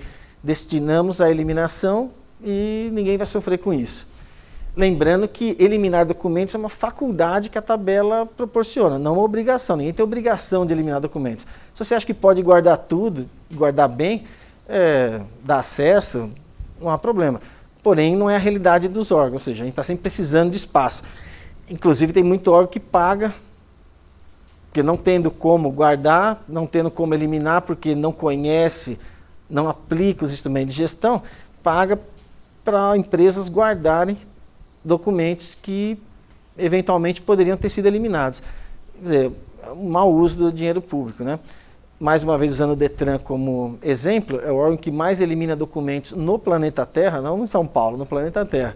É uma quantidade de eliminação, é uma produção documental impressionante, porém, conseguir elaborar uma tabela de atividades fim, publicada em 2011, e a aplicação dessa tabela permite mais de uma centena de editais de eliminação todo ano. Uma quantidade que chegou atualmente, desde 2011 até hoje, há mais de 55 quilômetros de documentos eliminados. Nossa possibilidade de guarda aqui no nosso arquivo é perto de 60 ou 70 quilômetros de documentos. O Detran, em 6 anos, eliminou. Se a gente colocar todas as caixas que o Detran eliminou, daria 55 quilômetros de documento. É uma quantidade enorme que se gastava uma fortuna para guardar. Ou seja, a aplicação dos instrumentos de gestão documental possibilitou a eliminação com segurança desses documentos e uma economia de recurso público bem valiosa. Ou seja, guardar pelo tempo necessário.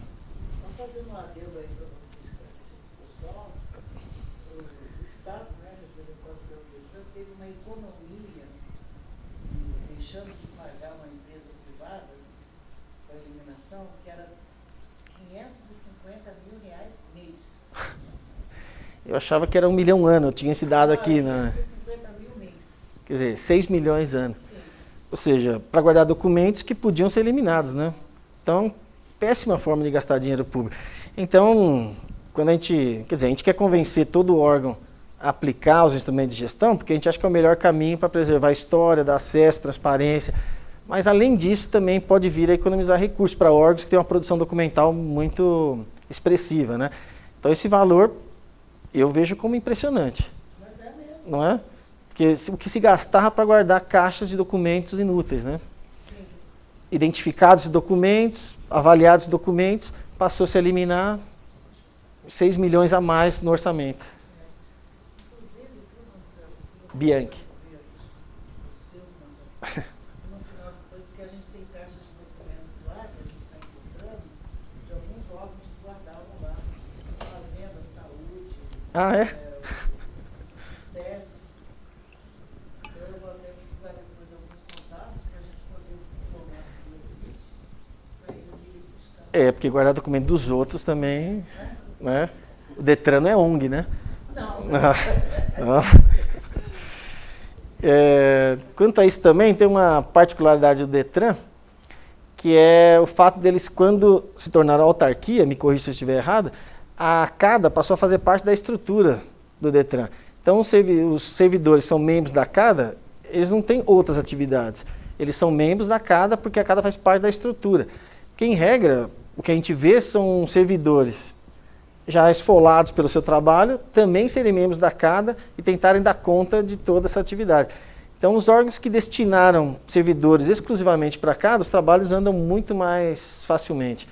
Na saúde, isso acontece, tem servidores exclusivos para CADA, não todos, mas alguns servidores que tocam, inclusive a produção e elaboração da tabela da saúde. E tem outro órgão que eu estou lá me fugindo agora. Mas a regra, em geral, a pessoa descobrir pelo DO que faz parte da CADA, né? Aí se torna um ônus absoluto, porque eu tenho que fazer tudo isso e sem prejuízo das minhas atividades, eu tenho que também fazer parte da comissão, identificar documentos e tudo mais. Isso, evidentemente, não é o melhor dos mundos, porque a pessoa acaba recebendo um ônus grande sem nenhuma vantagem adicional, né? Então, e fica bem claro para a gente que observa a totalidade da administração, que os órgãos onde a CADA, o trabalho dos membros são exclusivos da CADA, os trabalhos andam muito mais, a gestão documental caminha muito mais facilmente, o que é bastante compreensível, né? Mas não sei quando, né, a gente vai chegar nesse ponto em ter membros exclusivos da comissão. Então, identificados os documentos, levantados os prazos de guarda, temporalidade, vamos encaixar os documentos em algum lugar. Então, a gente tem aquele quadro ainda, que a gente já viu, ainda da estrutura. Então, tem o escritório de defesa, tem como atribuição combate a pragas, está na lei, isso aqui vai lá para baixo, certo? É só de uma unidade da secretaria. Para cumprir essa atribuição, nós levantamos alguns documentos, ou um documento, ou nenhum documento, e vamos relacioná-los aqui. Nesse caso, para essa atribuição, identificamos lá na ficha expediente de controle de praga e doença vegetal. Isso aqui a ficha trouxe, nós identificamos que o expediente vai ficar ali até o cumprimento da vigência, vai cumprir 5 anos na unidade de arquivo e depois vai para a guarda permanente. Aqui, nas observações, está citado o decreto federal lá de 32, que diz que as ações contra o Estado prescrevem 5 anos. Daí, determinação desse prazo de guarda. Então, a gente pegou um documento que já estava pré-determinado, estudado, avaliado, e vimos que ele é elaborado, é produzido na consecução desta atribuição. É um bom ponto. Eu não sei se causa estranhamento, né, para alguém. Por que eu vou guardar 5 anos? Se eu fosse eliminar, tudo bem, né? Mas eu vou guardar 5 anos um documento que eu vou guardar permanentemente, porque eu já não guardo permanentemente. Ou seja, por que esse prazo de 5 anos? Na teoria arquivística, os documentos percorrem 3 fases, até 3 fases. A fase corrente, a intermediária e a permanente. Quando o documento entra nessa fase permanente, ele não pode mais ser mexido. Ele pode ser consultado, extraído cópias, mas você não pode mais juntar documentos, tramitá-lo. Não, ele está num outro momento. A ação para a qual foi criado aquele documento não são mais importantes. Ele agora está como registro histórico, portanto, não pode ser mexido. Então, se esses 5 anos garantem que, acabada a vigência do documento, ele vai dar um tempinho lá no arquivo. 5 anos, porque nesses 5 anos, alguém pode requerer alguma coisa, um direito, uma prova, e esse documento pode ser reaberto. E os prazos vão começar a contar tudo de novo. Aí ele vai poder tramitar, receber juntadas, até que ele se encerre e guarde mais 5 anos. Passados 5 anos, nenhuma requisição, ninguém pediu nada, esse documento às vezes nem sai do lugar, né? Porque nós aqui temos um arquivo intermediário e um arquivo permanente, que está aqui em cima. Mas os órgãos não. Os órgãos têm um arquivo lá, quando tem, né? Então, às vezes, ele está na mesma prateleira, no mesmo lugar, só que cumpriu os 5 anos. Se nós tivermos um sistema como o SPDoc, ele vai dizer, esse documento é de guarda permanente. Você vai tentar juntar algum documento nele, nesse prazo você consegue. E os prazos retornam do zero. Agora, passado esse prazo, você vai tentar reativar o documento. Pim, pim, pim. Não, mensagem, não pode, não pode. O documento é de guarda permanente. Agora ele serve como registro histórico, não mais para aquilo que ele foi criado. Passou essa fase depois dos 5 anos. Pois não. No campo ali de observações, como você sabe qual critério que ele ia aplicar no caso ali da guarda? Nesse caso aqui, controle de praga e doença vegetal, a gente imaginou, vejam, exercício de criatividade e imaginação. Perguntando para o servidor que produz o documento, nisso, essa sua ação aqui de controle de praga, ou seja, espalhar determinado inseticida, fazer tal intervenção na terra, isso pode causar um prejuízo não pretendido ao produtor? Se a gente errar feio aqui, pode acabar com a produção inteira dele, né? Certo. Então, se ele sofreu um dano pela ação do Estado, a lei diz, esta lei, né, diz que essa ação que você tem contra o Estado prescreve, encerra-se em 5 anos. Então, prevendo o pior, né, ou seja, que uma ação do seu técnico aí, nesse expediente, ele age de maneira imprudente, gere dano. O interessado lá, o prejudicado, vai ter 5 anos para reivindicar uma indenização do Estado. A lei, o decreto federal de 32 diz isso. Então, passados 5 anos, ele não tem mais esse direito. Então, como é que eu fui achar esse decreto, né? A gente vive assim nesse estudo constante de legislação que trata de prazo de prescrição. O Código Penal tem uma regra extensa de prescrições, 2 anos para isso, 3, 5, 12 anos para cada coisa. Então, a gente procura estar antenado com essa legislação, quando o órgão não tem ele mesmo, né? Então, o Código de Trânsito, o Código Tributário, todos eles nos trazem informações sobre prescrição. Então, a pergunta que a gente faz para determinar esses prazos é que repercussão esse documento pode ter? Né? Porque o que a gente quer garantir? Que aquela informação não prejudique ninguém, né? A sua eliminação. Então, isso aqui garante que tipo de direito, faz que tipo de prova. Ou seja, é uma quantidade de perguntas que a gente vem se acostumando a fazer para tentar por um prazo bem preciso e que não gere dano, né? Sempre tentando pecar pelo excesso. Ok? Então, o documento foi levantado na ficha. Então, tudo isso aqui não é criação nova. É o que veio daquelas informações. Estou ligando o documento a uma atribuição. ou vários documentos a uma atribuição, enfim. Ponha nesse quadro, passo 5. O passo 6 é aquele mais complexo. É aquele momento que eu queria sair e mandar outra pessoa vir explicar para vocês.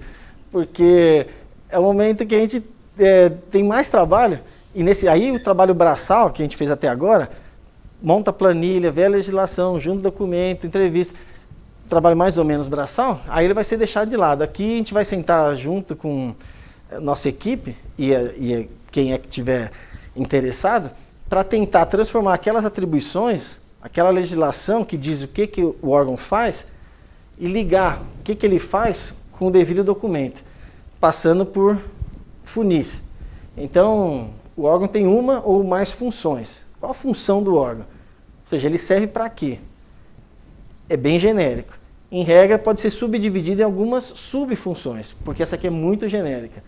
Aí, de cada subfunção, a gente pode identificar, através das atribuições, as atividades que ele deve cumprir. E aí, finalmente, juntar esse quadro aqui.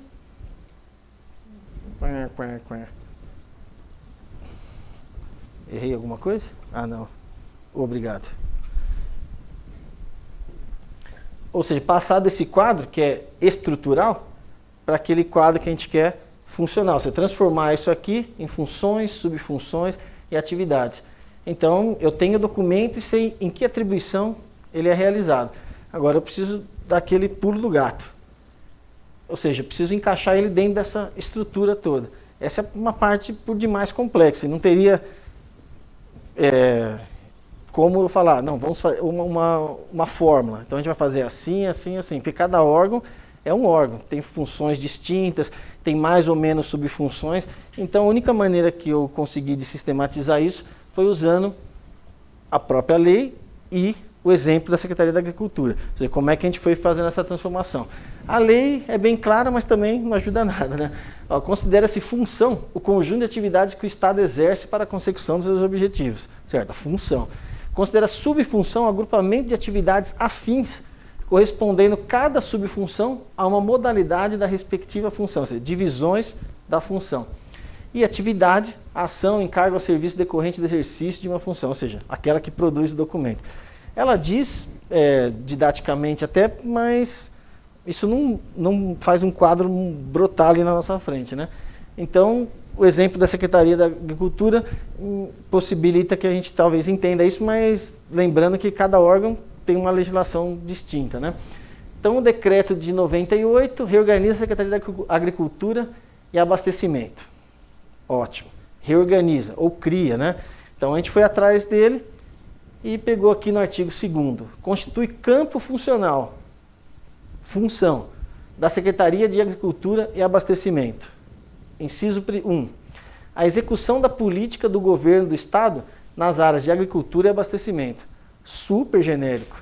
Porém, nos deu uma boa dica. O próprio nome da secretaria já nos dá uma dica. Agricultura e abastecimento. São duas ações, que a gente entende como duas funções.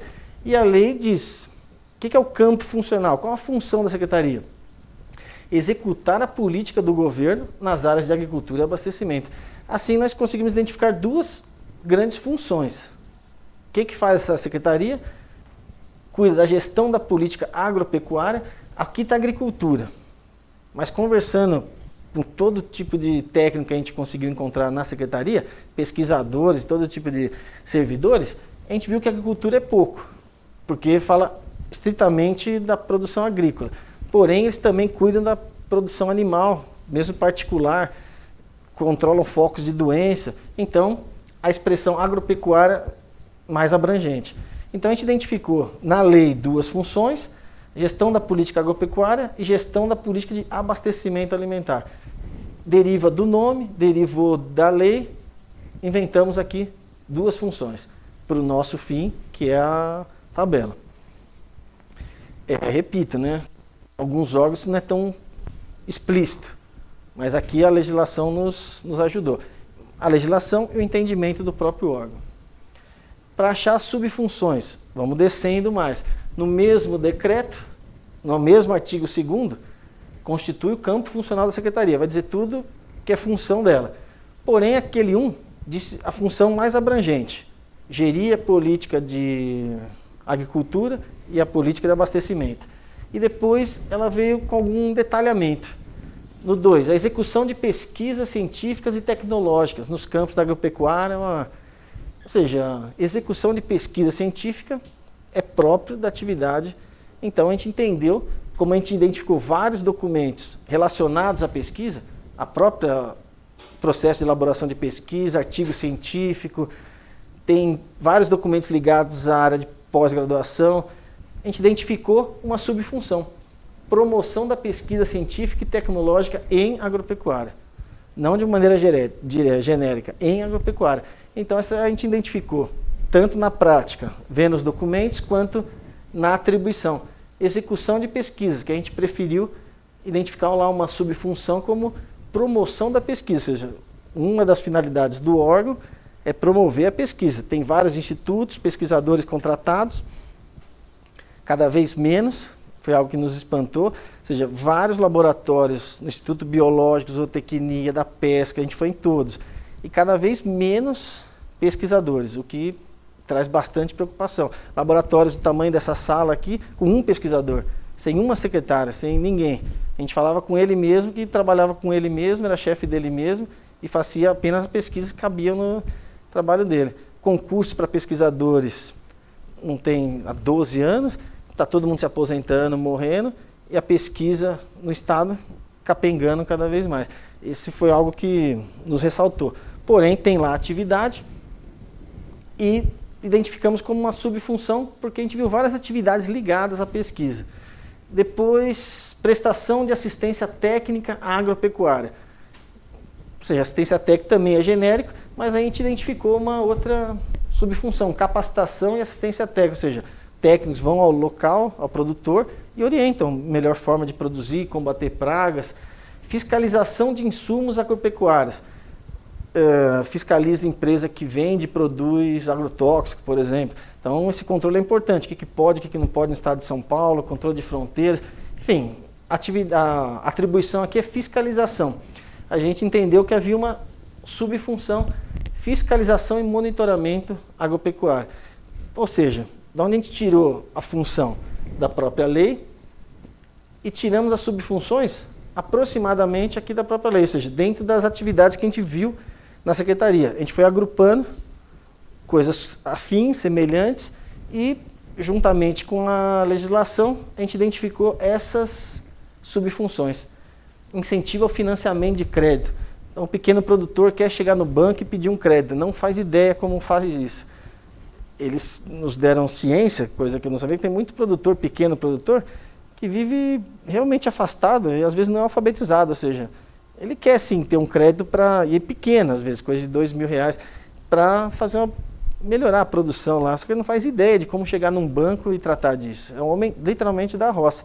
E a secretaria tem esses escritórios de defesa agropecuária espalhados por muitos lugares, e eles recebem essa documentação, orientam. O cara não tem internet, eles preenchem os formulários. Ou seja, a secretaria não dá financiamento, mas ajuda os pequenos produtores a chegar no financiamento. Então, é uma das subfunções que a gente identificou ali também.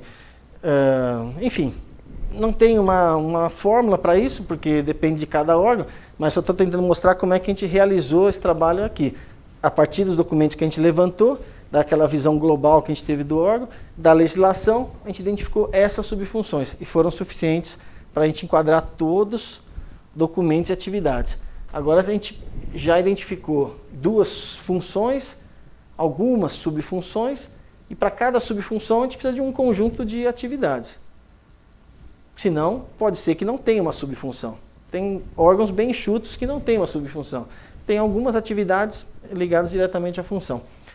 Bom, aí tem outra legislação que fala de um escritório em particular, Escritório de Defesa Agropecuária. Por meio de seus corpos técnicos, tem as seguintes atribuições. 1. Executar as atividades de. Ótimo, né? Executar as atividades de, já deu uma boa dica. A. Combate a pragas e doenças de animais e vegetais. A gente identificou vários documentos relacionados com essa atividade e a própria lei já deu o nome da atividade, combate a praga e doença animal e vegetal.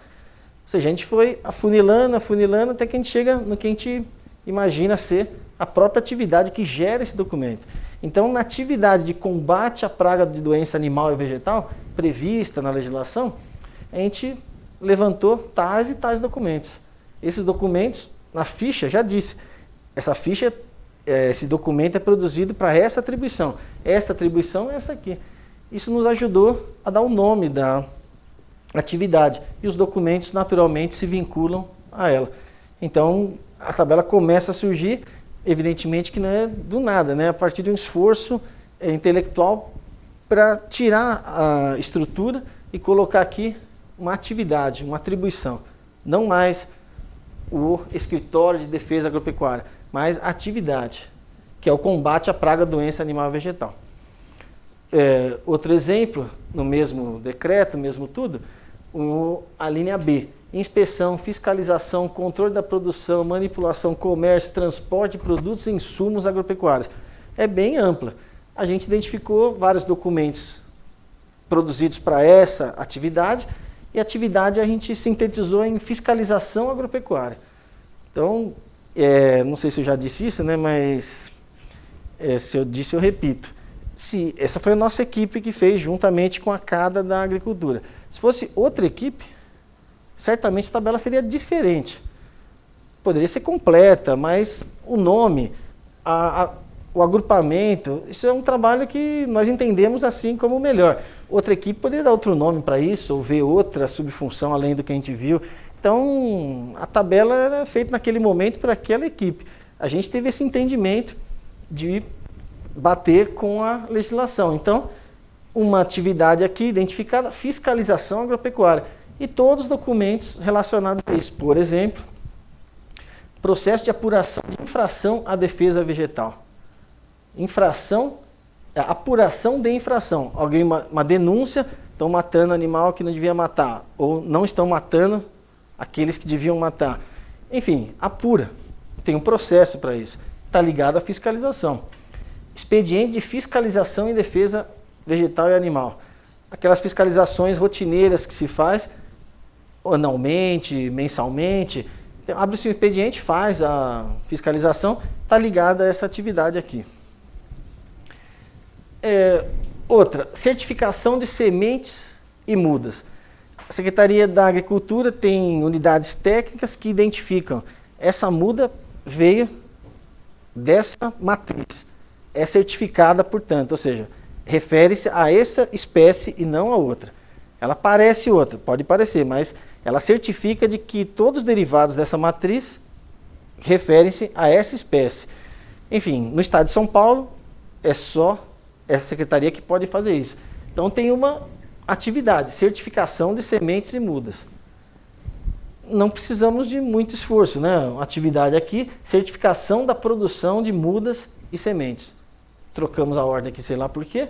E aqui tem atestado de origem genética de sementes, dossiê de registro de cultivar, expediente de certificação. O produtor vai lá, fala, ó, tem a semente aqui, queria a certificação. Entrega o requerimento, abre-se um expediente, verifica lá nos técnicos, expede o certificado ou não expede o certificado. Essa é a ação deles. Então esse documento tem a ver com essa atividade aqui. E assim foi surgindo uma tabela gigantesca de 77 documentos, todas aquelas subfunções. A não ser Secretaria da Saúde, Educação, Segurança Pública, Administração Penitenciária, que são, ao que eu entendo, os maiores organismos no Estado, todas as outras são sempre menores do que isso. Ou seja, estruturas mais enxutas, o que pode ajudar, favorecer nosso trabalho. Acabou isso, ou seja, identificamos todos os documentos e ligamos eles a atividades. Aí o resto, agora tranquilo, né? O sétimo passo, elaborar a tabela. Elaborar a tabela é só tirar o que está sobrando daqui, que na verdade está pronto. Por quê? Nós já temos a função, ou as funções, as subfunções, as atividades ligadas a essa função e todos os documentos produzidos em cada atividade. Tudo isso aqui já está pronto, veio diretamente das fichas. Então agora é montar a estrutura dela como tabela. Os dados já estão todos aí. Essa numeração só vai aparecer depois. porque é o arquivo do Estado que dá um número aqui da função, para evitar que cada órgão determine o seu próprio e tenha números semelhantes. Só por isso, ao final do trabalho, a gente determina o número da função. A gente tem uma tabela ali e uma função ou duas para cada órgão. Aí, a tabela realmente está pronta. É só comemorar e elaborar o plano de classificação. Para ser mais preciso, a gente, quando estabelece as funções, subfunções, a gente procura descrever, ou seja, do que se trata, para evitar que a gente invente nomes assim mirabolantes que não digam nada, né? Então, uma das funções, gestão da política agropecuária. Um nome de estudo? Talvez. A gente diz do que se trata. Essa função compreende a execução da política do governo para as áreas de agricultura, abastecimento, através de realização de pesquisas, blá, blá, blá. Ou seja, na verdade a gente junta todas as subfunções e vai colocando aqui e dá um texto que diz do que se trata a gestão da política agropecuária e a de abastecimento alimentar. Esta função compreende a realização de atividades de fomento da segurança alimentar e nutricional sustentável em projetos de atendimento social. O Estado distribui alimentos? Não, mas ele tem um órgão, uma unidade que faz oficinas e estuda receitas, por exemplo, com talos de vegetais, com restos de não sei o quê. Então eles ficam estudando lá várias possibilidades até que ele lança um livro de receitas com restos com talo de brócolis. Então, e depois eles vão em algumas comunidades, cooperativas em geral, e aplicam esse curso de nutrição a partir do que a gente chama de resto, né? Então o Estado ela não abastece, porém ela tem essa promoção da segurança alimentar, tentando evitar com que comunidades passem fome, uma vez que a gente joga tanta coisa fora. Então a gente identificou essa ação como gestão de abastecimento alimentar. Aí, entre as subfunções, descreve cada uma delas, promoção da pesquisa, capacitação e assistência técnica. Aí é um trabalho bem próprio, né? Ou seja, do órgão em geral, a gente só ajusta, para que ele descreva o que faz cada função. Ou seja, a tabela é um produto de divulgação pública, é publicado no DO. Então, qualquer leigo, acho que consegue identificar o que faz. Se quiser saber o que faz a Secretaria de Agricultura, vai nos decretos. A linguagem é técnica, né? Aqui na tabela, eu acredito que ela tem uma visão bem ampla do trabalho da... Aí o plano ele segue esse modelo aqui. Vai relacionar todos os documentos, subfunções, atividades, nesse formato. Então você tem a função, a subfunção, a atividade, todos os documentos da atividade. Outra atividade, todos os documentos. Uma lista, do primeiro até o final. Então, todos os documentos estão aqui. Está sem numeração ainda. A gente pega o plano de classificação e devolve as áreas, eu quero dizer o grupo que fez, né? E submete as áreas que produzem documentos fim. Vocês aí no escritório, vocês no laboratório, vocês na pós-graduação, dê uma olhada aí na tabela. Tem alguma coisa a acrescentar, tirar?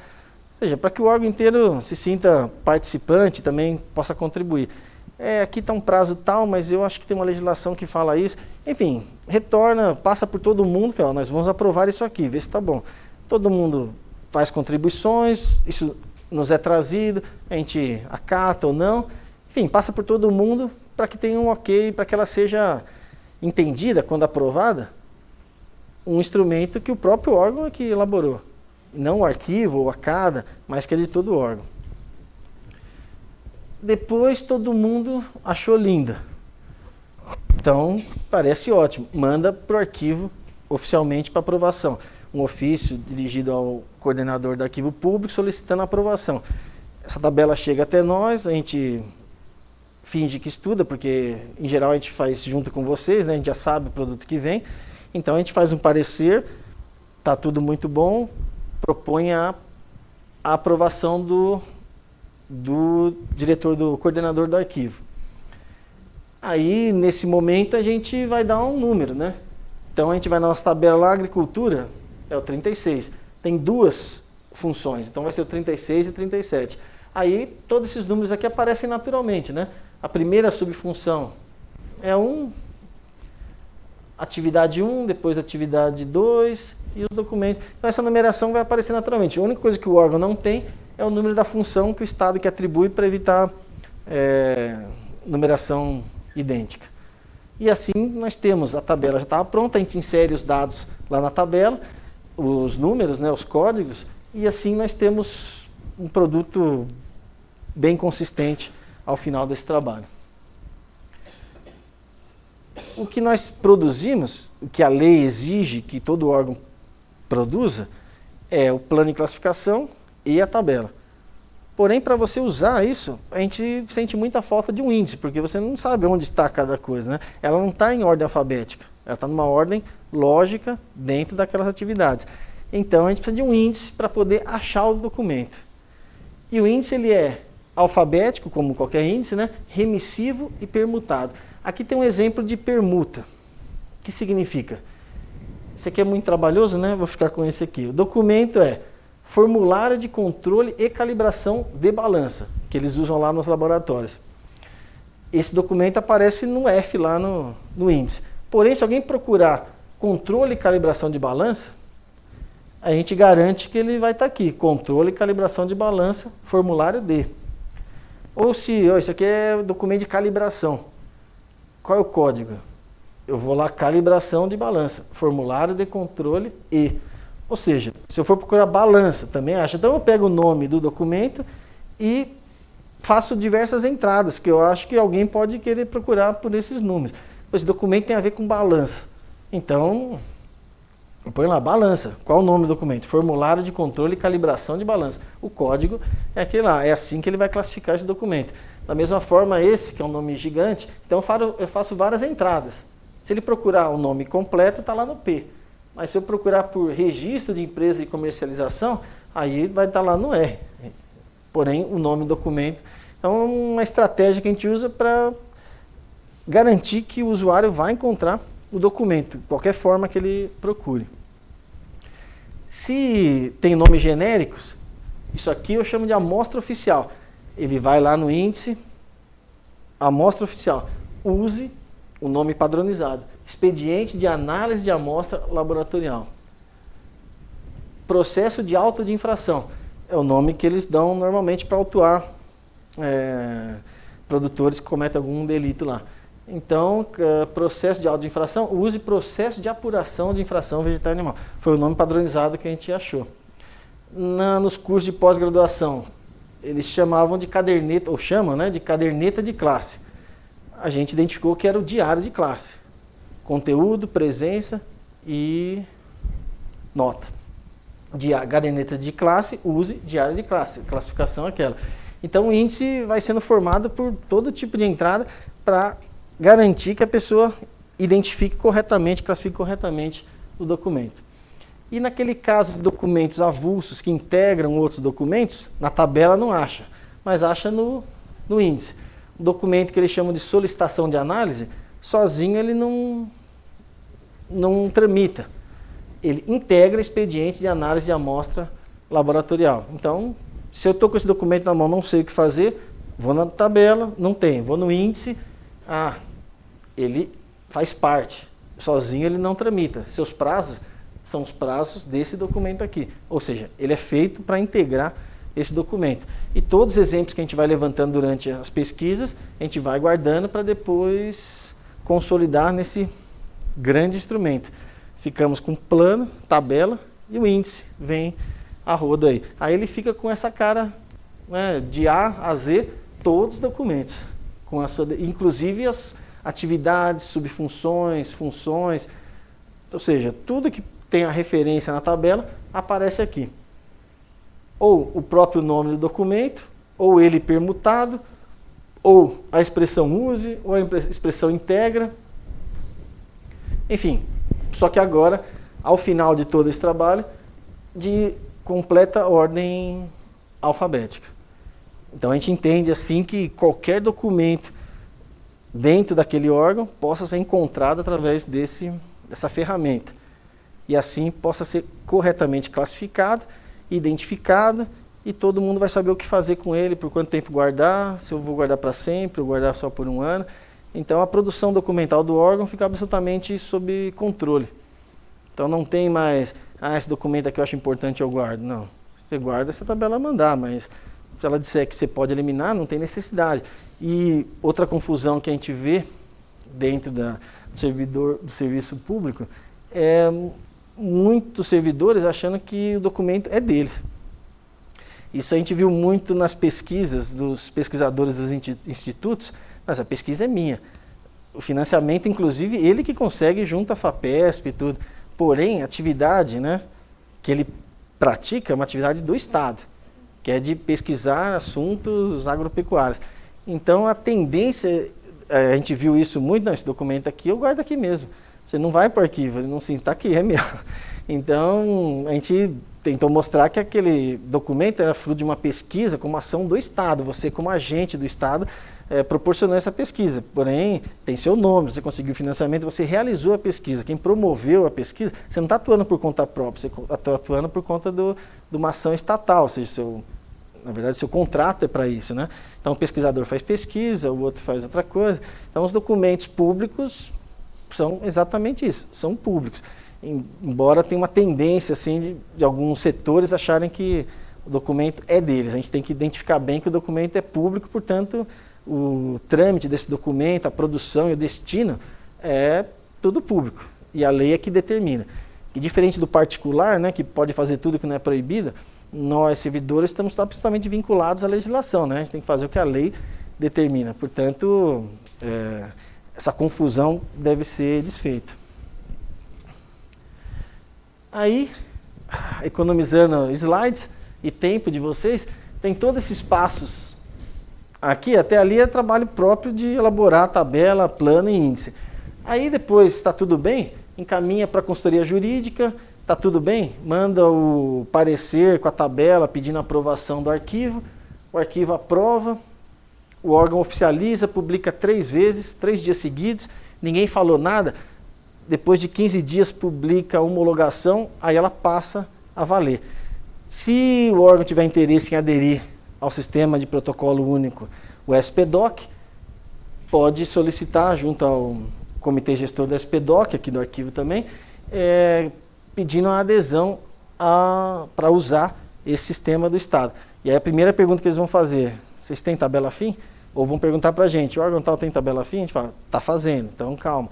Ou aprovou ontem, então começa treinamento, discussões tecnológicas de como vai ser implantado, interoperabilidade entre o sistema antigo e o novo, enfim, todos esses procedimentos tecnológicos. E com isso o trabalho, eu poderia dizer, quase que eu digo, né? O trabalho está encerrado. Não, né? O trabalho da elaboração está encerrado. Cumpre agora disseminar todo esse conhecimento dentro do órgão e fazer todos aplicarem. Ou seja, classificar seus documentos conforme ou a tabela MEI ou a nova tabela FIM, para que a gente rastreie esses documentos, encontre, saiba onde eles estão, guarde apenas pelo tempo necessário. Ou seja, que a gente aplique a gestão documental que o Estado determina dentro da nossa instituição. Isso cumpre a cada, principalmente, mas a qualquer servidor. A responsabilidade não é mais de um ou de outro, né? Todos nós, servidores públicos, somos responsáveis pelos documentos que passam nas nossas mãos. Então, cumpre a nós praticarmos as melhores regras de gestão documental. E assim, eu creio que dou um descanso para vocês. E para mim também. Obrigado, né? Através desse e-mail ou desses telefones, vocês entram em contato diretamente com a nossa equipe do Núcleo de Assistência Técnica aos Órgãos do SAESP. Então, nossa equipe, todos eles têm acesso a esse e-mail e atendemos esses telefones diretamente aí. Então, as dúvidas que vocês tiverem, quer dizer, se quiserem sanar alguma agora, fiquem à vontade, ou se não, tendo dúvida na implementação da política, nas dúvidas quanto à eliminação de documentos, classificação de documentos, elas podem ser dirigidas a esse telefone, a esse e-mail. Ok? Então, eu agradeço bastante a atenção de vocês.